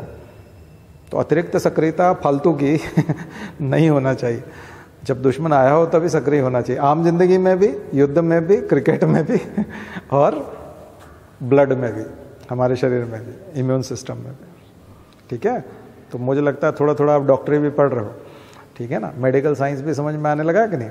हाँ, यही तो है। तो आपको बायोटेक्नोलॉजी भी समझ आ, आज मैंने जितना कुछ लिखवाया उसमें से कम 5 क्वेश्चन एग्जाम में मिलेंगे आपको, ठीक है, इसलिए इसको अच्छे से करिए। चलिए शांति पाठ। ओम द्यौ शांति अंतरिक्षगुम शांति पृथ्वी शांतिरापः शांतिरौषधयः शांति वनस्पतयः शांतिर्विश्वे देवाः शांतिर्ब्रह्म शांति सर्वगुम शांति शांतिरेव शांति सामा शांतिरेधि। ओम शांति शांति शांति सर्वारिष्टा सुशांतिर्भवतु। बोली गायत्री माता की, परम पूज्य गुरुदेव की, परम वंदनीय माता जी की। हम सुधरेंगे, हम बदलेंगे, एक बनेंगे। जन्म जहाँ पर, अन्न जहाँ का, ज्ञान जहाँ से, वह है प्यारा। देश की रक्षा कौन करेगा? मानव मात्र, नर और नारी, जाति वंश सब, भारत माता की, भारतीय संस्कृति की